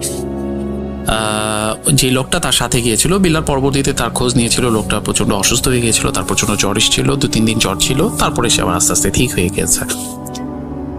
এটাই ছিল আসলে ঘটনা, ওর কাছ থেকে এই ঘটনাটা পাওয়া। তা আসলে কেনই বা এই ধরনের ঘটনাগুলো ঘটলো, আবার পান গাড়িতে রাখার পরে আবার কেনই বা সবকিছু ঠিক হয়ে গেল আমি জানি না। তো আমার সাথে এটা শেয়ার করেছে এবং আমি ওর কাছ থেকে বেশ খুঁটিয়ে জিজ্ঞেস করার চেষ্টা করেছি এবং তার কাছ থেকে জিনিসগুলো সবকিছু শুনে বুঝে তারপর আমি মোটামুটি সত্যতাটা যাচাই করে দেন আমি আপনাদের সবার সাথে এটা শেয়ার করলাম। তো সবাই ভালো থাকবেন, সুস্থ থাকবেন, সুন্দর থাকবেন। আগামীতে হয়তো অন্য কোনো ঘটনা নিয়ে আবারও আপনাদের সাথে শেয়ার করব। সে পর্যন্ত আল্লাহ হাফেজ, আসসালামু আলাইকুম।